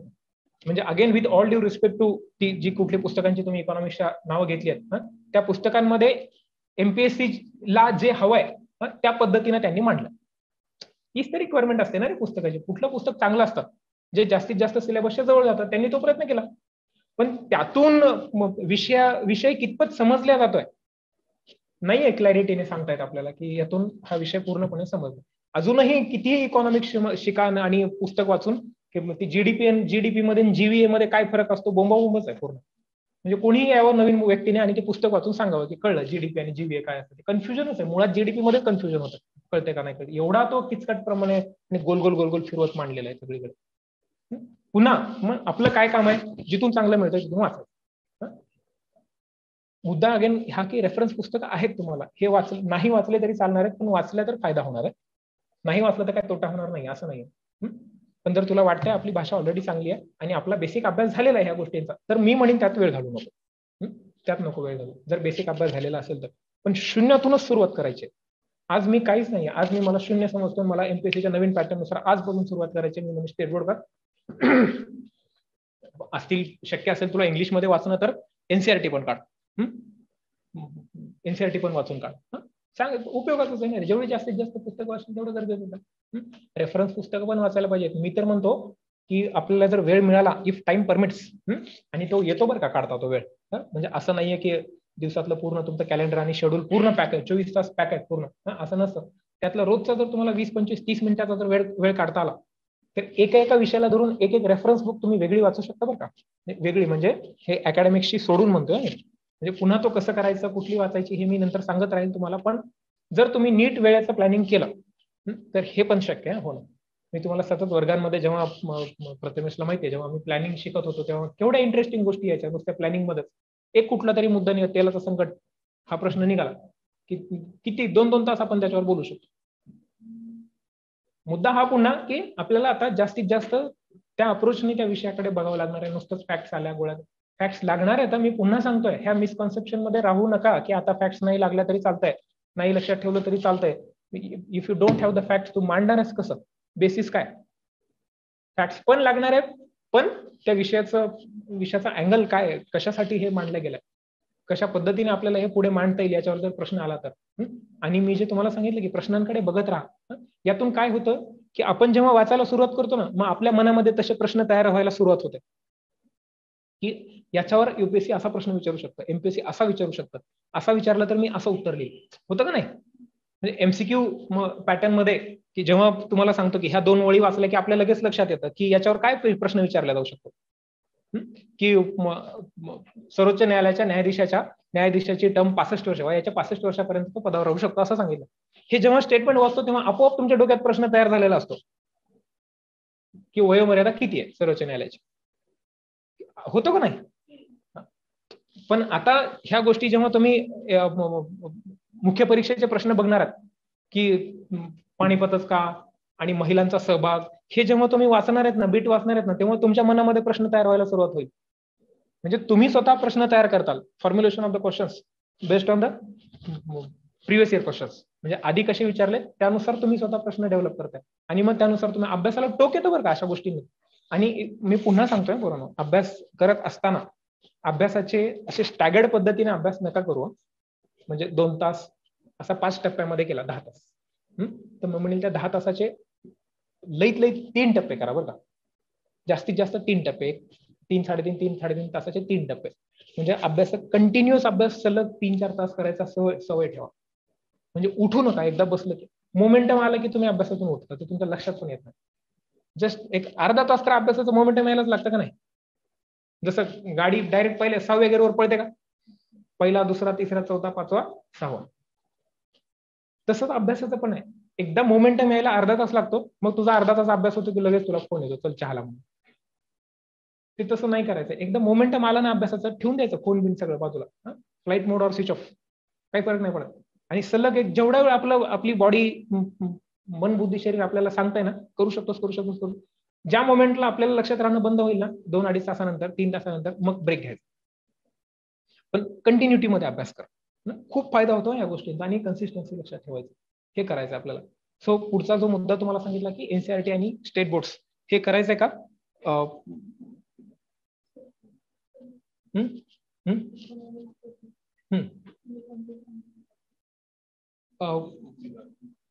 पुन्हा मी सांगतो अगेन, एकदा सिलेबस येऊ देत. ते नितीन सिंगांनी इकॉनॉमीचं जे बुक लिहिलेलं ना, ते आत्ताच्या एमपीएससीच्या पॅटर्नला लागू नाही होतं पूर्णपणे, फक्त ज्या कॉन्सेप्ट आहेत त्या कॉन्सेप्ट लागू होतात. त्यातल्या जीडीपीची कॉन्सेप्ट युपीएससी असू दे ना तर एमपीएससी असू दे, एकच आहे ना रे. फक्त कशासाठी म्हणतो की त्यात चांगलं दिलंय म्हणून. फक्त एकदा सिलेबस आला की, पण बेसिक गोष्टी तर वाचू शकतो आपण. मग जर वाचायचं इकॉनॉमिक्स तर मग एनसीईआरटी वाचू, 9वी, 10वी, 11वी, 12वी. 11वी मस्ट, 12वी मॅक्रोतले फक्त काही चॅप्टर 3-4 आणि 3-5-6 हे चॅप्टर वाचायचे. 9वीचं पूर्ण वाचा, छान आहे. आणि 10वी मधले पण पुन्हा पहिले 4 चॅप्टर वाचायचे 10वीच्या इकॉनॉमिक्स मधले. आता एनसीईआरटी वाचताना काय नोट्स काढत वाचायचं का कसं करायचं? जर तुम्हाला मुद्दा कळलेला असेल तर नोट्स काढा, पण जर वेळ असेल तुमच्याकडे तर एकदा जस्ट वाचून काढा, अंडरलाईन करत, आणि मग दुसऱ्या वेळेस नोट्स काढा. आणि हे संपून टाकायचे. शाळेतली पुस्तकं आहे ती लवकर बाजूला कर, खेळत नाही बसायचं त्याच्यासोबत महिना लवकर बाजूला करून टाकायचे, कारण रेफरन्स पुस्तक हातात घ्यायचे ना पुन्हा. आता एक पुस्तक किती वेळेस वाचायचं असतं? जोपर्यंत आपल्याला वाटत नाहीये की आपल्या आता हे लक्षात राहील.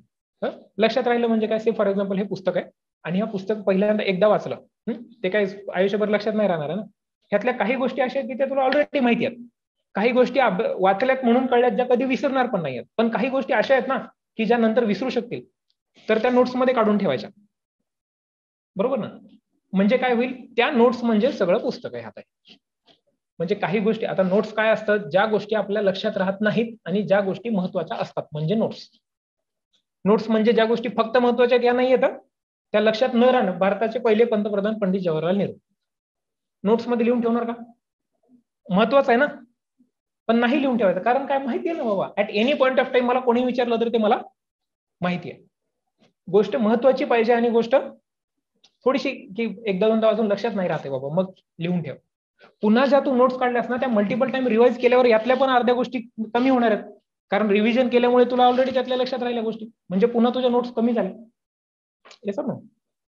तर हे अशा पद्धतीने थोडंसं नोट्स स्टेट बोर्ड एनसीईआरटीच्या काढायचा प्रयत्न, जर काढल्या तर काढाव्याच लागतात असं नाहीये पुन्हा, कारण रेफरन्स बुक्स आहेत तुम्हाला पुन्हा, ते तुमच्या वाटेत आल्यावर सोडणार नाहीत लवकर तुम्हाला. खूप मोठी पुस्तक आहे. आणि मग पुढचा मुद्दा की लँग्वेज झालंय बोलून, न्यूजपेपर बोलून झालंय, रायटिंगसाठीचं पण झालंय. आता सुरुवात करताना the best source of writing is स्वाध्याय. टेक्स्ट बुक मध्ये आहे ना, स्टेट बोर्डाच्या खाली दिलेलं स्वाध्याय, स्पष्टीकरण, उदाहरणासहित स्पष्टीकरण द्या. गोल फिरून तिथंच आलाय, देव बघत होता. जे तेव्हा नीट केलं नाही ते आता करायचंय, उदाहरणासहित स्पष्टीकरण. एक्सप्लेन करा, डिस्कस करा, अनालाइज करा, ग्रेडिंग अनालाइज करा. शाळेतल्या 8वी 9वी 10वीच्या पुस्तकांमध्ये जे मागे दिलेत ना प्रश्न, ते लिहून काढा. त्या प्रश्नांची उत्तर लिहायचा प्रयत्न करा. त्याच्यापेक्षा काय चांगला सोर्स असू शकतो? एनसीईआरटी मध्ये जो स्वाध्याय दिलाय तो लिहून काढा. त्याच्यावर बेस्ट काहीच नाही. अभ्यास पण होतो आणि लिहून पण होत.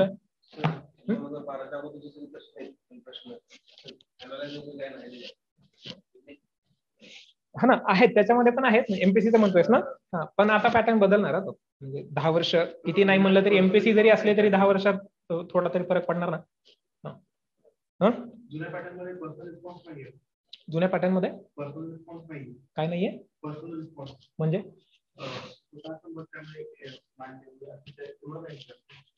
एमपीसीचं म्हणतोयस ना. एमपीसीच्या जुन्या पॅटर्न कडे नको लक्ष देऊ. त्याच्यामध्ये 2-2 मार्काला पण प्रश्न होते. हा, ते आता येतील का नाही आपल्याला माहित नाहीये, पण साधारणपणे पॅटर्न हाच राहील असं दिसतंय. फक्त क्वेश्चन विचार जशाच तसे युपीएससीला जसे विचारले तशा तेवढ्या मला नाही वाटत बरं का. पर्सनली मी माझं ओपिनियन सांगतोय, हे चुकीचं पण असू शकतं की युपीएससी मध्ये ज्या पद्धतीचे प्रश्न विचारले जातात ना, थोडेसे हायर साईडला असतात बरं का. ते म्हणजे विचार करावा लागतो जास्त. तसं एमपीएससीत नसणार आहे. कारण युपीएससीतून निवड करणार आहेत IAS IPS ची रे. एमपीएससीतून निवड म्हणजे अगदी खाली जाईपर्यंत एबीडीओ, नायब तहसीलदार, दुय्यम निबंधक नावातच आहे दुय्यम. म्हणजे त्या पॅटर्नवरच्या परीक्षेमधून तू नाही करू शकत हे. म्हणजे हे अनालिसिस मग चुकतं हे. म्हणजे जर तीच पद्धती वापरणार असेल प्रश्न विचारण्याची तर मग 2-4 IAS टाका इकडे, मग 1-2 पण IPS पण इकडून निवड करा. मग तो जर पॅटर्न असेल तर काय, तो मला वाटतं की नाही करणार तेवढं. फक्त थोडंसं लायटर नोट असेल, थोडंसं. एवढं पण सोपं नसणार आहे बरं का. कारण DCDOSP ची निवड करायची पुन्हा. हायर ब्युरो तरी राज्यातलं म्हणलं तरी ब्युरो आहेत की वरची पद्धती सगळ्यात. ती पण अगदी पण अशी काही शाळेतल्या विचारल्यासारखी स्वाध्यायासारखे प्रश्न नाही आहेत आणि अगदी युपीएससीच्या याचे पण लेवलचे पण नाही आहेत. म्हणजे युपीएससी मध्ये विचारले तर तो एक मध्य ते कसा गाठतात हे आपल्याला बघायला पाहिजे. 10 प्रश्न आहेत तर एक 10तले 2-3 प्रश्न असू शकतात युपीएससी मध्ये जसे विचारले तसे. मग तिथे कस लागतो ना मग. आणि एक 7-8 प्रश्न आहेत ते की जे बाबा जे ह्या पद्धतीचे की एमपीएससीची ही पद्धत बाबा यांच्यासाठी की असे प्रश्न असायला पाहिजे. मग त्यातली 1-2 पण प्रश्न अशी अगदी ज्याला आपण फालतू म्हणतो काहीतरी विचारायचं म्हणून विचारलं असं नसणार आहे बरं का. नसणं अपेक्षित आहे राहतं. त्याच्यामुळे अगदी असं पण म्हणू नका की खूपच अवघड प्रश्न विचारतील आणि खूपच सोपे पण मधला मार्ग असू शकतो. म्हणजे आता विचारलेला महिलांचा स्वातंत्र्य संग्रामातला लिहा काय त्यांचा सहभाग कसा होता तो. ह्याच्यासाठी काय वेगळ्या अभ्यासाची गरज आहे. युपीएससीला पण विचारू शकतात, एमपीएससीला पण विचारू शकतात ना. चीफ लिगल ऍडवायझर काय म्हणतात त्याला, अटॉर्नी जनरलला लिहायचं आपल्याला काय विचारले तेवढे 100, 150, 200 शब्दांमध्ये. हे काही फार अशी जगावेगळी प्रश्न नाही आहेत ना. फक्त अभ्यासाच्या पद्धतीमध्ये पुन्हा आपल्याला थोडेसे बदल जे आधीपासून तुम्हाला जे बोलत आलोय. सो एक काही पुढच्या वेळामध्ये तुमचे मी प्रश्न घेतो आणि आपण पुढे जाऊया पूर्ण. हो, युट्यूबला टाकायचा प्रयत्न करूया. सो काही असतील तर प्रश्न तुमचे लगेच घ्या, नाहीतर मग तुमचे पण काय करायचं.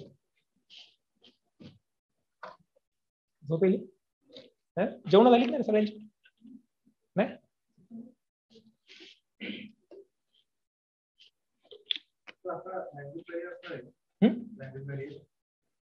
लँग्वेज बॅरियर तू लँग्वेज चूज करू शकतो.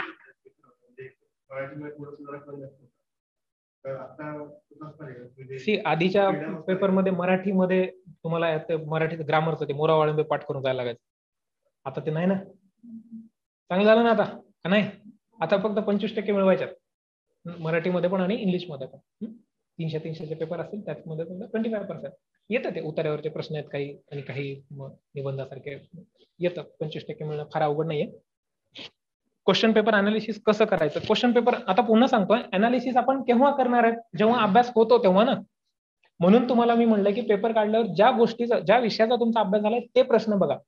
उगाच ज्या विषयाचा अभ्यास नाही झाला ते प्रश्न काढून मग उगाच टेन्शन येईल की हे कुठून आलं, काय विचारलंय, असं कसं मला येतं का नाही. हे करू नका. ज्या विषयाचा अभ्यास झालाय ना तो प्रश्न वाचा आणि पुन्हा मी सांगितलं ना की अनालिसिस कसं आहे, पुन्हा मी त्याच प्रश्नांकडे आणखीन एक प्रश्न, खूप छान प्रश्न विचारलेले होता मी just I was going through the question paper, previous year question papers, की सुभाषचंद्र बोस आणि महात्मा गांधी यांच्या अप्रोचेस मध्ये काय काय जाणवत, म्हणजे डिफरन्सेस इन अप्रोचेस यांच्यामध्ये काय, हे तुम्हाला लिहायला सांगितलंय की highlight the differences of the approaches between the Netaji and Mahatma Gandhi. म्हणजे आहे ना रे, पुन्हा किती नाही म्हणलं तरी थोडासा विचार करावा लागणार ना की काय होती नेताजींची विचारसरणी, काय होती, महात्मा गांधींना काय हवं होतं. आपल्याला फक्त हरिपूर आणि त्रिपुरा अधिवेशन माहित असतं की दोन्ही अधिवेशनामध्ये गांधीजींच्या अमुक अमुक हे लीडर होते, ते पट्टभी सीतारामय्या, आणि मग नेताजी झाले, आणि मग त्यांनी दुसऱ्या अधिवेशनामध्ये राजीनामा दिला वगैरे वगैरे. पण हे काय झालं मुळात, पंडितजी आणि नेहरूजींची विचारसरणी एकाच बाजूची होती बरं का, की त्यांनी जे प्लॅनिंग कमिशन स्थापन केलं होतं 1939 मध्ये, त्याचे अध्यक्ष होते नेहरूजी आणि सदस्य चिटणीस सेक्रेटरी सुभाषबाबू होते. त्यापूर्वीपासून मग थोडासा अभ्यास लागणार आहे ह्या गोष्टींचा, की काय त्यांचा अप्रोच काय होता, महात्मा गांधींचा अप्रोच काय होता, किंवा महात्मा गांधीजींच्या फ्रीडम स्ट्रगल मध्ये असलेल्या त्यांच्या सहभागाने स्वातंत्र्यावर कसा परिणाम झाला, स्वातंत्र्य लवकर मिळालं, उशिरा मिळालं, किंवा जे मिळालं ते काय पद्धतीनं मिळालंय, ते फक्त सत्तांतर होतं का खरंच स्वातंत्र्य मिळालं होतं. वाचन करत असताना पुन्हा सांगतो फॅक्ट्स पण लागणार आहेत आणि ह्या गोष्टींचा पण आपल्याला थोडाफार अभ्यास करावा लागणार आहे.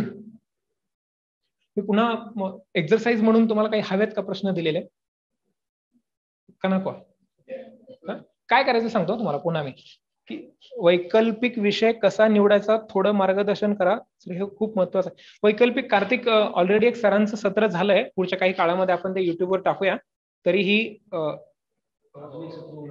आणखीन एक सत्र होणार आहे, ते होईल पुढच्या काळामध्ये. मोठा विषय बरं का, की विषय कसा निवडायचा, वैकल्पिक विषय कसा, ऑप्शनल कसा निवडायचा. मी तुम्हाला बेसिक 4 ठोकताळे सांगून ठेवतो त्या विषयाचं. पुन्हा ह्याच्यावर बोलण्यासारखं खूप आहे बरं काय, 2 तासापेक्षा जास्त मी याच्यावर बोलू शकेन, की विषय कसा निवडायचा, मुळात वैकल्पिक विषय कसा निवडायचा. मी म्हणेन इररिस्पेक्टिव्ह ऑफ एव्हरीथिंग, तुम्ही जो विषय निवडणार आहेत त्या विषयाचं रिसोर्सेस अवेलेबल आहेत का, पहिली गोष्ट बॉक्सेस टिक करून टाकायचे. विषय खूप आवडतो पण रिसोर्सेस नाहीत अभ्यास करायला, काय उपयोग.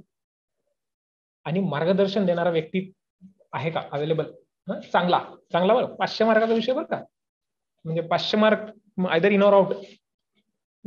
रिसोर्सेस अवेलेबल आहेत का, त्याची प्रायोरिटी कशी लावा आता, याची रिसोर्सेस अवेलेबल आहेत का, मार्गदर्शन करणारा व्यक्ती संस्था आहेत का, अवेलेबल आहेत का, चांगलं कंसात ऑफकोर्स येणारच आहे ते.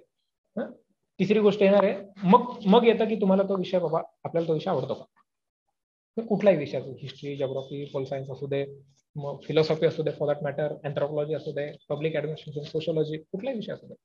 आपल्याला ह्या विषयाबद्दलचं ओ का ठो माहित नाही अजून, काय सिलेबस बघ, कशा काय गरजच नव्हती ना रे सिलेबस बघायची, पण विषय तर मुळात वरवर लक्षात येतो काय असतो तो. पब्लिक ऍडमिनिस्ट्रेशन म्हणल्यावर अगदीच अंधार येत नाही ना डोळ्यापुढे, जसं अँथ्रोपॉलॉजी म्हणल्यावर येते.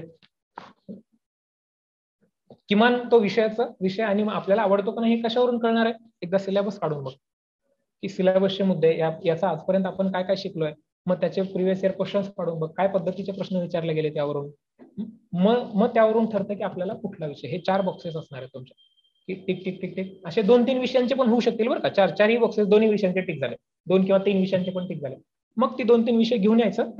तुम्हाला ज्यांना विचारा वाटेल की त्यांना बाबा की बाबा हे असं असं झालंय, की 3 विषय आहेत की याच्यातलं कुठलं निवडू, आता 2 आहेत, 2 मधला कुठला निवडू, होऊ शकतं कन्फ्युजन. ते मुळात होणार आहे कधी, तुम्ही अभ्यास केला तर होणार आहे बरं का, की हे 4 बॉक्सेस टिक करताना तुमच्या लक्षात आलं की हे 2 किंवा 3 निघतात आपले विषय, तर मग रिस्पेक्टिव्ह फॅकल्टीशी बोलून तुम्ही तो विषय निवडू शकता. विषय 23 आणि onwards, yes, NCERT need to be read. हा, एनसीईआरटी मराठीमध्ये नाही येत ना, वाचून झालेत. आणि जर हळूहळू प्रश्न विचारा बरोबर, एकच मिनिट. हो, सिलेबस आल्यावर सेशन घेणार आहे, येस कार्तिक, स्टार्ट केले आणि लास्ट इयरला असल्याने एक्सपिरियन्स म्हणून 21 ऑगस्टचा फॉर्म भरला आहे, तर अप्रोच कसा असावा. स्टेट बोर्ड वाचून झालंय आणि रेफरन्स स्टार्ट केलेत, काही नाही, स्टेट बोर्ड वाचून झाले असतील तर रेफरन्सेस हळूहळू वाचायला सुरुवात करा. तर अप्रोच कसा पाहिजे, तर पुन्हा आता जे बोललोय ते मागचा 1 तासभर तेच बोललोय ना रे. पुन्हा जर तुम्हाला वाटत असेल ना की सगळं बोललं पण नेमकं काय करायचं लक्षातच नाही आलं, मी समअप करतोय 2-3 गोष्टी सांगून तुम्हाला की काय करायचं. एक तुम्हाला जे सांगितलं ते न्यूजपेपरचं करा, खरंच करा बरोबर. स्टेट बोर्ड एनसीईआरटी वाचायला सांगितले, जे काही तुम्ही वाचणार असताल त्याच्या स्वाध्याय ते तर सोडू शकता. किमान आजपर्यंत काहीच शिकून झालेलं नाहीये. असे तुमच्यापैकी काही विद्यार्थी आहेत की आताच्या बॅचला, जून किंवा जुलैच्या बॅचला, तुमचं अजून काहीच शिकून झालेलं नाहीये. तर स्टेट बोर्डाच्या खालचं स्वाध्याय आहेत तेवढी तरी किमान हिस्ट्री, इतिहास ते काय शिकवायची गरज आहे बरे. 6वी-7वीच्या इतिहासाची पुस्तकं वाचू शकता, 8वीची. त्याच्या खालचे प्रश्न 1-2 लिहून काढा. बघा तुम्हालाच कसं वाटतंय ते. आणि ज्या लोकांचा ऑलरेडी काही विषय शिकून झालेत त्यांच्यासाठी मग मी हवा असतील तर मला खरंच डिरेक्टली मेसेज करा, मी तुम्हाला प्रश्नच पाठवतो आहे आणि मला लिहून द्या ते प्रश्न, की मग आपण बघूया त्याच्यामध्ये काय कशा दुरुस्त. आणि पहिल्यांदा हे असं करू नका बरं का की आधी तासभर विचार करत बसलाय त्या प्रश्नाबद्दल, गुगल सर्च केलं एवढं मोठं काहीतरी, मग पॉईंट्स काढले तर मग मला लिहून दिलंय. मी काय तुम्हाला मार्क देण्याने तुम्ही काय हे होणार नाही, लगेचच सिलेक्शन नाही आहे. तुम्हाला जसं जमतंय तसं लिहा आणि पाठवा. त्यातून काय लक्षात येईल की आपल्याला कुठं रेक्टिफाय करायचं हे तर कळेल ना रे. ओरिजिनॅलिटी असू दे तुझ्या उत्तरामध्ये. आर्टिफिशियली काहीतरी वाचलेस, कुठून तरी बघून मुद्दे काढून ठेवलेत आणि मग लिहिले, जरा सरांना चांगलं वाटायला पाहिजे, इम्प्रेसच करतो आता. पण फायनल पेपरमध्ये कोणाला इम्प्रेस करायचं तुला? त्या व्यक्तीला करायचं ना रे. तो कसा होणार आहे? तिथे तुला आहे का गुगल, आहे का तिथे तुझ्याकडे? नाही. त्याच्यामुळे आता ओरिजिनली तुला जे सुचतंय वेळ लावून तेवढ्या वेळेमध्ये लिहायचा प्रयत्न कर. किंवा आता पहिल्यांदा लिहितोयस तर वेळ पण एक्स्ट्रा लागू दे, काय नाही आवडत लागू दे. फक्त लिहिताना निबंध लिहू नको. जर प्रश्नाचं उत्तर बुलेट्स मध्ये लिही. बुलेट्स 2-2 ओळींचे पण असू द्यात, चालतंय. एक मुद्दा लिहून झाला की जागा सोड एखाद्या ओळीची, काय फरक पडतो. एप्रिलचं इकॉनॉमिक झालंय तर प्लीज क्वेश्चन सेंड करा, पाठवतो माणसे. येस. बुकलिस्ट चेंज करावी लागेल का? नाही, आल्याच पहिला मुद्दा तो सांगितला, बुकलिस्ट लगेच बदलायची. मोर दॅन 50% रेफरन्सेस तेच असणार आहेत. पुन्हा मी तुम्हाला सांगतोय बरं का, मोर दॅन 50% रेफरन्सेस तेच असणार आहेत. वेगळे काय असणार आहेत तर जे नवीन सिलेबसमध्येच मुद्दे नवीन टाकलेत ते वाचावं लागणार नाही नवीन. आत्ताचे फक्त पुन्हा जी पुस्तकं तुम्ही वाचताय ती लिहिली आहेत त्या एमसीक्यूच्या धर्तीवर लिहिलेली पुस्तकं पूर्व सगळी. फक्त पुन्हा आता जसं सिलेबस येईल तसं तुम्हाला वेगवेगळे रेफरन्सेस सांगतो, पण तोपर्यंत आता जी पॉलिटी जिओग्राफीचा अभ्यास करताय ती पुस्तकं तशीच राहू देत. हिस्ट्री ऍज अ ऑप्शनल ठेवला तर काही चॅलेंज येतील और बेनिफिट्स पण. आता लगेचच असं डायरेक्ट उत्तर नाहीये बरं का, काय चॅलेंजेस किंवा काय बेनिफिट आहेत. हिस्ट्री आवडतो विषय करायला. हिस्ट्रीचा सिलेबस अमुक त्याच्यामध्ये पुन्हा एन्शियंट, मिडिवल आणि मॉडर्न पर्यंत सगळ्या गोष्टी असणार आहेत. त्याच्यामुळे विषय मोठा आहे तसा अभ्यासाला. जर आवडत असेल तर मयूर म्हणणार आहे की चांगलं. State service, I have Eknath Patil PSI STI book. Can I read this book for increasing my knowledge? Can this book include the syllabus of my SSC? तसे पुन्हा बघा, हा जो प्रश्न विचारलेला आहे ना की एकनाथ पाटील म्हणजे ठोकळा का त्याचा ठोकळा, पुन्हा सांगतोय पूर्ण. इन्फॉर्मेशन लागणार आहे का? लागणार आहे. पण ती इन्फॉर्मेशन तुम्हाला रेफरन्स बुक्स मधून पण येणार आहे रे. त्याच्यासाठी ठोकळा वाचा. जर तुमचं कंबाईन आणि ग्रुप सी फोकस असेल ना तर ठोकळा वाचा. पुन्हा विथ ऑल ड्यू रिस्पेक्ट, जी गरज आहे ती पुस्तकं वाचा पूर्ण.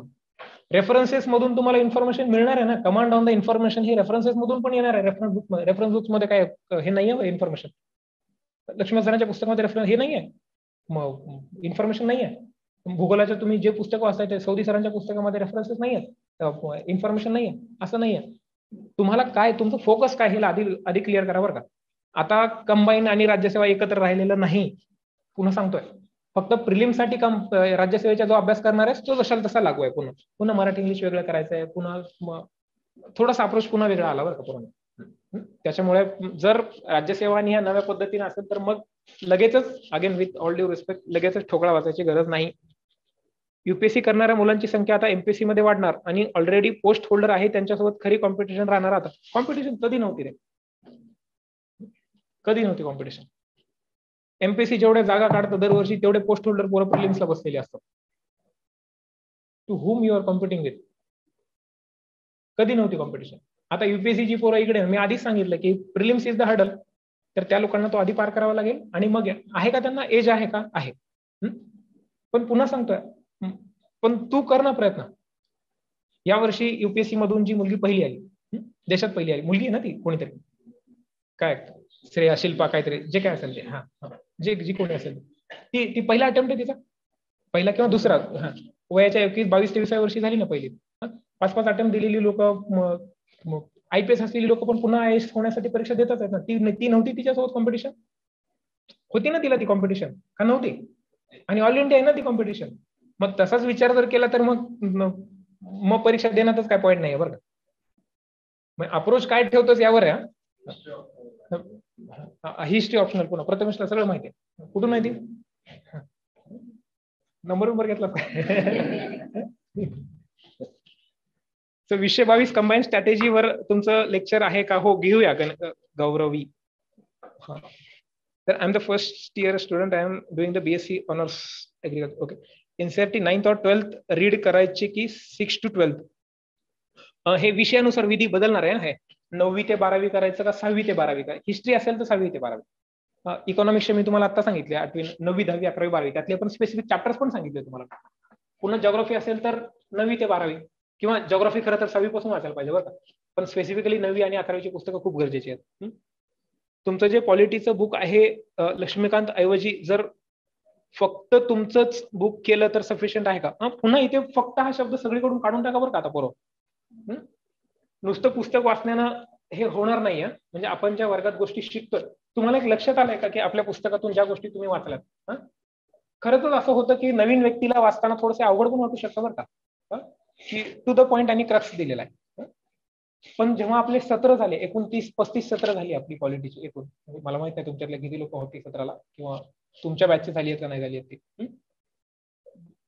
ऍब्सोल्यूट जेव्हा आपण एखादा विषय शिकतो त्या विषयाचा म्हणजे नॉलेज बेस क्रिएट करून घेणं तुमचं माझं काम इकडून.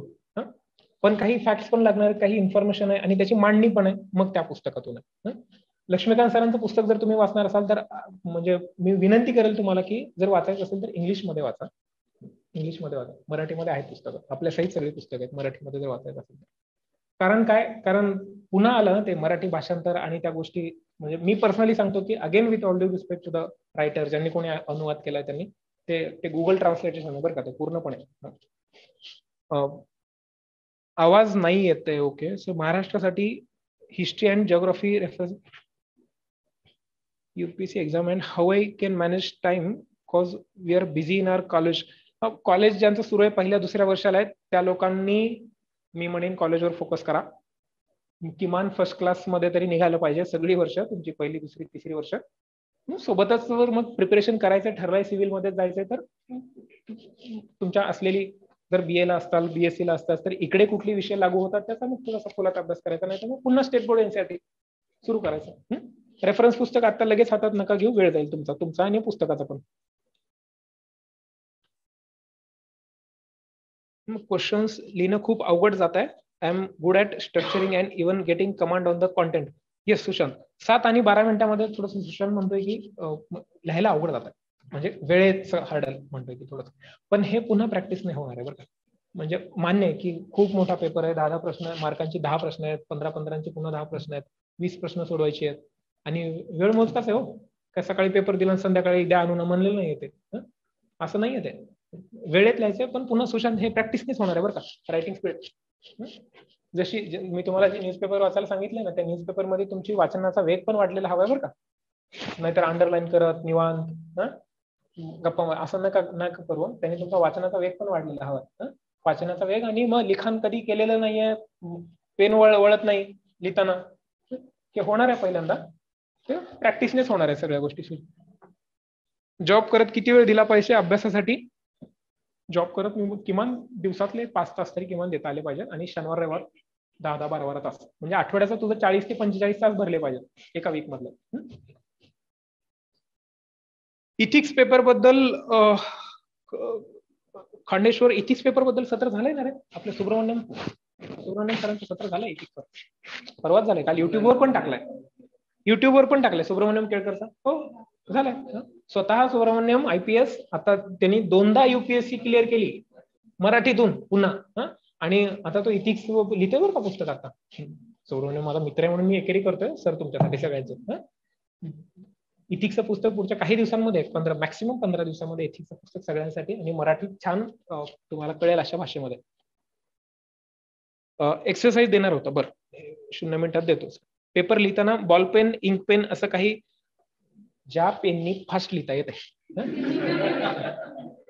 कुठला पण पेन म्हणजे असा एखादा जर पेन तयार केला शास्त्रज्ञांनी की ठेवलं की असं सगळं गेलं, ते वापरायचं. आपल्याला फास्ट लिहिण्याचे बदला बरं. काही काही पेन खरंच असतं की लिहिता येत नाही फास्ट रे. हे असल्या इंक पेननी कुठं फास्ट लिहिता येत, शाईच्या पेन नाही येत. ते पेन कुठला वापरू, मग किती कसं, ते कधी बाळा अभ्यास झाल्यावर सगळं. आधी अभ्यास करा, ते येणार आहे. हा एक्झरसाइज साठी एक 2 प्रश्न तुमचा नंबर द्याल का? माझा नंबर सगळ्या ग्रुप्सवर आहे, बहुत आहे ना. Make a good use. हवा असेल तरी टाकून ठेवतो मी ते.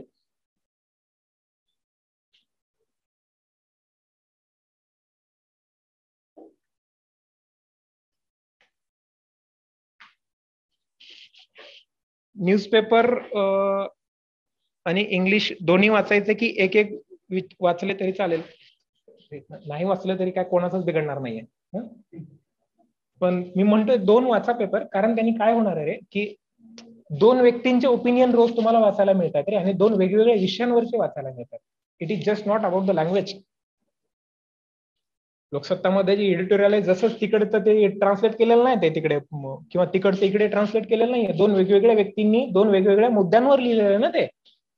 त्यातून काय होतंय, मी मराठी पण वाचतोय आणि इंग्लिश पण वाचतोय. पण जर तुम्हाला नाहीच ठरवलं ते मला नाहीच वाचायचं इंग्लिश, फक्त मराठी वाचायचं किंवा उलट पण चालणार आहे, काय आपण कोसळणार नाही, चालणार आहे.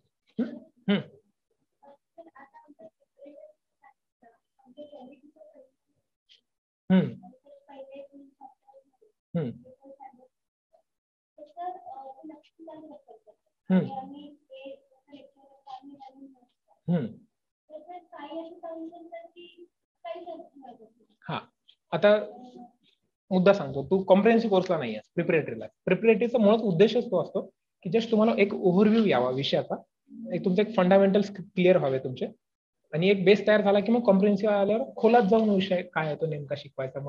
मग अगदी पुन्हा कॉम्प्रिहेन्सिव्हला पण असं नाही आहे काहीतरी बेस तयारच पाहिजे. तुम्हाला थोडंसं मग एज मिळतो, कारण ऑलरेडी तुम्हाला काही गोष्टी माहिती आहेत. नसतील माहिती तरी काही गाबळ कोसळणार नाहीये. एवढं शून्यातून की मुळात स्टेट नावाचा प्रकार कुठून आला, स्टेट काय असतं, नेशन काय असतं, नेशन आणि स्टेट एकच असतं का, मग स्टेट नेशन, नेशन स्टेट या दोघांमध्ये काही फरक असतो का, इथपासून आपल्याला सगळ्या गोष्टी बघायच्यात. रादर हे आपण आधीच्या सत्रांमध्ये पण बघितले जनता पॉलिटिक्समध्ये. सगळं सगळं बघायचं आपल्याला, काळजी नका करू. आणि आताच हवं असेल तर पर्सनली पुन्हा येऊन भेटा, आम्ही असतो. Hindu, Indian express, monthly magazine, more than sufficient Sushant. म्हणजे हिंदू नाही वाचलं तरी चालणार आहे बरं का. तू युपीएससी देणार असशील तिकडे तर एवढा वेळ घाल त्याच्यामध्ये. न्यूजपेपरला किती वेळ घालायचा रोज? साधारण एक दीड तास, साधारण 1.5 तास. त्यात तुमचं लिहून पण झालं पाहिजे बरं का. अर्धा तास वाचन, 10 मिनिट चिंतन, 10 मिनिट लिखाण, 10 ते 15 मिनिट. 15 मिनिट लिखाण किती झाला वेळ? 55. हे 50-55 आणि ते 50-55, साधारण एक 1.5 तासाचा वेळ म्हणा. अर्धा तास वाचन खूप झाला. वाचनाची स्पीड खूपच कमी असेल तर अर्धा तास बरं का. 10 मिनिटात खरं तर एक एडिटोरियल वाचून व्हायला पाहिजे. 10 पण खूप झाले, डोक्यात पाणी येते. काही सब्जेक्ट मराठीमध्ये बेटर पडतात आणि काही इंग्लिशमध्ये. रायटिंग प्रॅक्टिससाठी एक लँग्वेज कशी निवडायची? ज्या विषयाचा अभ्यास तुम्ही आता बघा, चांगला प्रश्न विचारला बरं का, की काही विषयांची रेफरन्सेस ही मराठीत खूप छान आहेत, काहींची इंग्लिशमध्ये खूप छान आहेत. पण निवडत असताना पुन्हा मी सांगतो, सुब्रमण्यम सरांनी जे केलं की त्यांनी काही सगळंच मराठीत वाचलं, मराठीत पेपर दिला असं नाहीये. वाचताना सगळं इंग्लिशमध्ये वाचावं लागलंय. आणि पुन्हा मग काढताना, नोट्स काढताना मग ती पुन्हा थिंकिंग प्रोसेस ही मराठीत आहे. नोट्स काढताना मराठीत काढल्या आणि मग लिहिलं मराठीमधून. फार असं अवघड काम नाहीये बरं का ते. लोकराज्य योजना मासिक आता जाऊ नका सांगतो तुम्हाला मी पुन्हा सांगतो बरं का पोरांनो. लोकराज्य योजना, कुरुक्षेत्र, तुम्हाला काय नाही ते गोष्टी सांगतील बरं का. काय लोक तुम्हाला पुढारी, दैनिक भास्कर पण वाचायला सांगतील. नाहीये तेवढा वेळ आहे का? नाहीये ना. मग आधी बेसिक अभ्यास करून ठेवा, जाऊ आपण ह्या गोष्टींकडे. त्यातलं काय करायचं नेमकं हे पण सागर आम्ही सांगू, पण आत्ताच नको, आधी अभ्यास कर. हे आधी प्रॅक्टिस क्वेश्चन देतो. काय बोलले सर इथिक्स बद्दल? आवाज ब्रेक. इथिक्सच्या पेपर बद्दल, इथिक्सचं सुब्रमण्यम सरांचं युट्यूबवर सेशन टाकलेलं आहे, ते एकदा 1 तासाभराचं सत्र आहे, ते ऐका. आणि काही प्रश्न असतील तर मग पुन्हा. मॉडर्न इंडियासाठी स्पेक्ट्रम, ग्रोव्हर पण ग्रोव्हर चांगलं आहे ना? पुस्तक बघून थोडे ना कळत असतं चांगलं आहे, कंटेंट चांगला आहे का म्हणतो. ग्रोव्हर मी वाचलंय स्पेक्ट्रम. Spectrum is best. पण स्पेक्ट्रम इंग्लिशमध्ये. आणि गाठा सरांचं पण आहे ना, घाटाळ सरांचं पण पुस्तक सगळे रेफर करतात. घाटाळ सरांचं चांगलं आहे. मला माझ्या ऐकण्यात असं आहे की ग्रोवर सरांच्या पुस्तकामध्ये थोडंसं जरा एक्स्ट्रा इन्फॉर्मेशन जास्त आहे असं ऐकलंय मी. फक्त स्पेक्ट्रम मध्ये टू द पॉइंट आणि हे पण गाठाळ सरांच्या पण पुस्तकामध्ये बरं का छान आहे दिलेलं त्यांनी. आता ते A4 साईज मध्ये आणले बघा पुस्तक, ते खूप छान आहे. 2-3 प्रश्न तुम्हाला म्हणजे त्यातलं काय लिहायचं ते लिहा तुम्ही. 1-2 प्रश्न देतो तुम्हाला मी. एक सोपा आता जो डिस्कस केला तोच लिहा. Attorney general is called as the chief legal adviser. Attorney general मराठीमध्ये पण सांगतो लिहायचं असेल तर. Attorney general is called as the chief legal adviser and the lawyer to the government of India.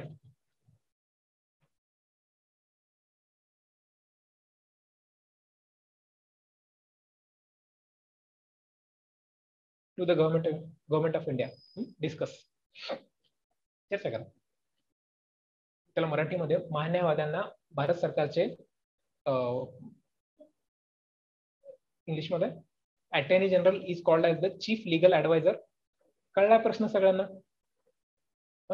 अभ्यास झाला असेल तर फार काय अवघड नाही बरं का. Attorney general is called as the chief legal adviser and the lawyer to the government of India. आणखीन एक प्रश्न घ्या. Fundamental rights. Fundamental rights. Fundamental rights सतत विचारले. Fundamental rights are not absolute but qualified. Fundamental rights are not absolute but qualified. Discuss the role of women in freedom struggle. Discuss the role of women in freedom struggle, especially in Gandhi निरा. 1915 ते 47 मध्ये असं लिहून ठेवा म्हणजे vagueness कमी होईल. Discuss the role of women in freedom struggle.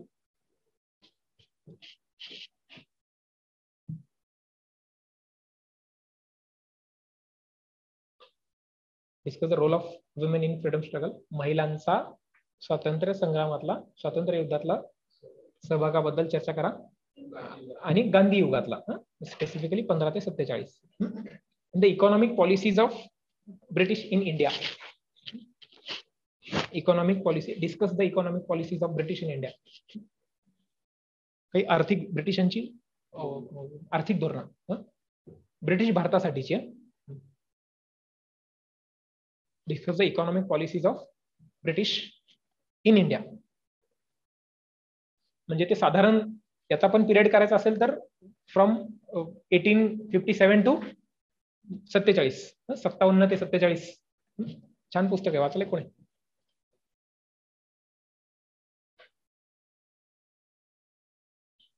आता हे प्रश्न असे असू शकतात की त्याचा काय तुम्ही अभ्यास केलेला नाहीये कधीच किंवा याच्याबद्दल काहीच माहित नाहीये. पण जेव्हा तुम्ही अभ्यास कराल तेव्हा लिहायचा प्रयत्न करा. आता काय लिहा. आता ह्या प्रश्नांची उत्तर ज्यांचा अभ्यास झालाय त्यांनी लिहा.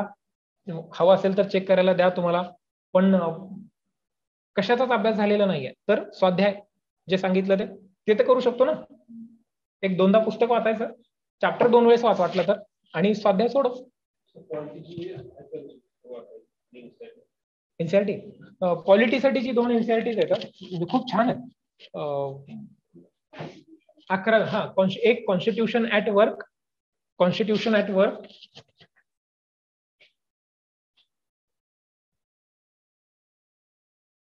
खूप छान पुस्तक आहे बरं काय. 11वीचं पुस्तक, 11वीची एनसीआरटी आहे. आणि आणखीन 11वीच आहे politics in India since independence.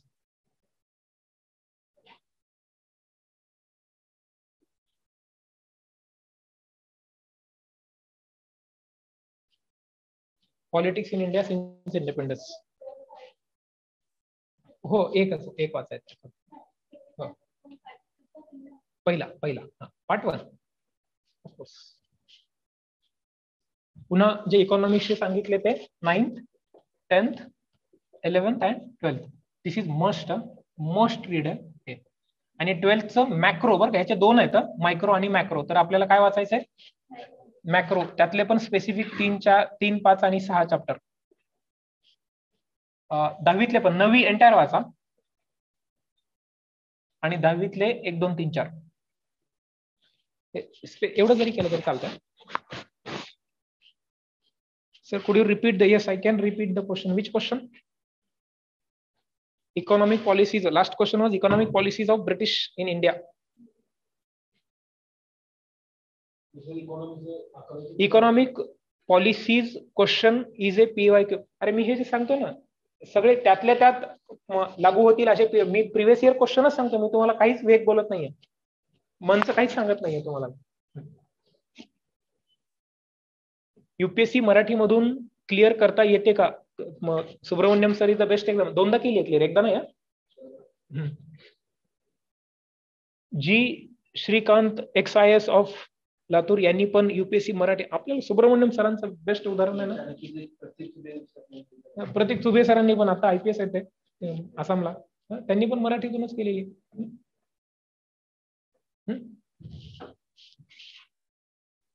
PYQ वाचायचे की नाही?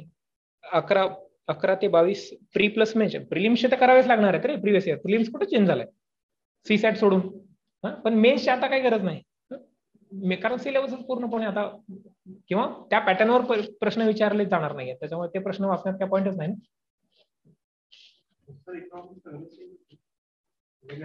इकॉनॉमिक्स रमेश सिंग काही चांगलं होतं ते. कधी वेगनेस प्रचंड आहे त्या पुस्तकामध्ये. Again I am not promoting any पुस्तक. मला जे चांगलं वाटतंय ते मी तुम्हाला सांगतो. सिंगाने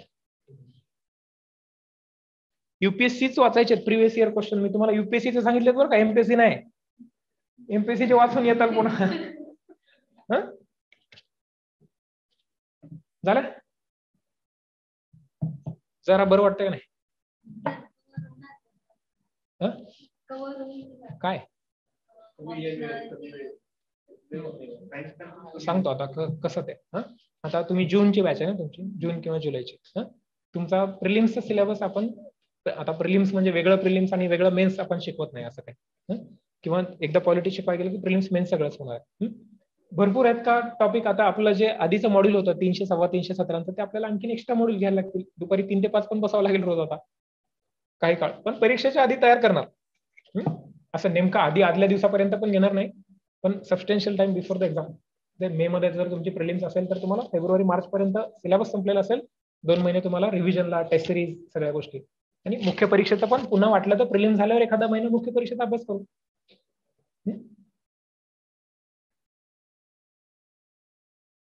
डन. इकडे बोलो सर, स्टेट बोर्ड कंपायलेशन वाचायचं की इंडिपेंडंट? इंडिपेंडंट पुस्तकं वाचा. ते कंपायलेशन करून नोट्स काढून दिलेल्या लोकांच्या नोट्स वाचणं हे सगळ्यात घातक आहे बरं का पोरं. अजून सांगतो, लोकांच्या नोट्स कधी वाचायच्या? जेव्हा आपल्या काढून होतात तेव्हा आपल्या नोट्स एनरिच करण्यासाठी लोकांच्या नोट्स वापरायच्या. स्वतःच्या नोट्स हव्यात. युपीएससी क्लिअर केलेला, एमपीएससी क्लिअर केलेला व्यक्ती तुम्हाला नोट्स देतो.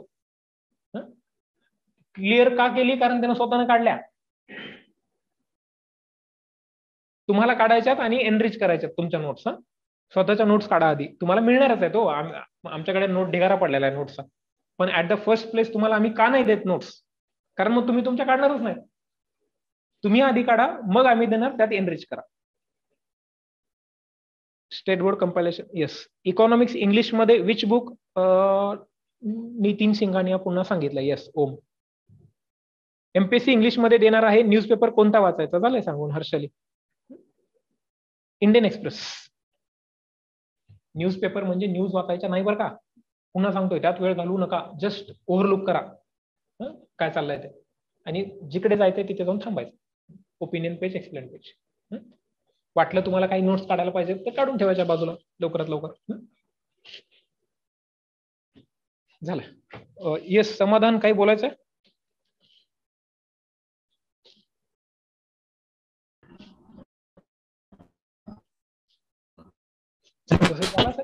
वेळ झाला, बराच वेळ झाला. 10 वाजून गेले आता. तुम्हाला काय इन टाइम?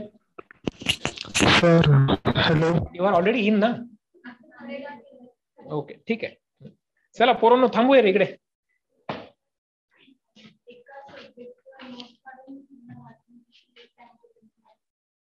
आता पुन्हा तू कुठला विषय वाचतेस आणि कुठून वाचतेस यावर डिपेंड आहे. लक्ष्मण सरांच्या पुस्तकातून जर वाचणार असशील तर ते तुला मल्टिपल टाइम्स रीड करायला लागणार. वाचत असताना पहिल्यांदा अंडरलाईन करत वाच, आणि पुन्हा सांगतो, म्हणजे एकदा तुमचं वेगळं सत्र घेतो मी की पॉलिटीचं पुस्तक कसं वाचायचं, लक्ष्मण सरांचं असू दे किंवा आपलं असू दे. वेगवेगळ्या पद्धती असतात ना वेगवेगळ्या लोकांच्या, पण इफेक्टिव्ह रिडिंगसाठी ते काय करायला पाहिजे, तर पॉकेट्समध्ये पुस्तक वाचायचं, एक एक टॉपिक वाचायचा, एक टॉपिक पूर्ण टॉपिक वाचायचा, अंडरलाईन करत करत वाचायचा. तुम्हाला ज्या गोष्टी वाटतात महत्वाच्या त्या हायलाईट करायच्या सेकंड रिडिंग मध्ये, हायलायटर किंवा पुन्हा काही वेगळ्या पेननी अंडरलाईन करायचे असेल, काही लोकांना एकच पेन वापरायची असेल, ठीक आहे ना, दुसऱ्या वेळेस डबल अंडरलाईन कर. हा सेकंड रिडिंग मध्ये. फर्स्ट रिडिंग मध्ये जस्ट जे वाटतंय ते अंडरलाईन कर, सगळंच अंडरलाईन करू नका बरं का, ते पहिल्या वेळेस वाचताना सगळंच महत्वाचं वाटतं. तर ज्या गोष्टी महत्वाच्या वाटतात त्या अंडरलाईन कर, दुसऱ्या वेळेस पुन्हा अंडरलाईन कर, पण वेगळ्या पद्धतीने, की आयदर वेगळा पेन वापर किंवा जे काय करायचं.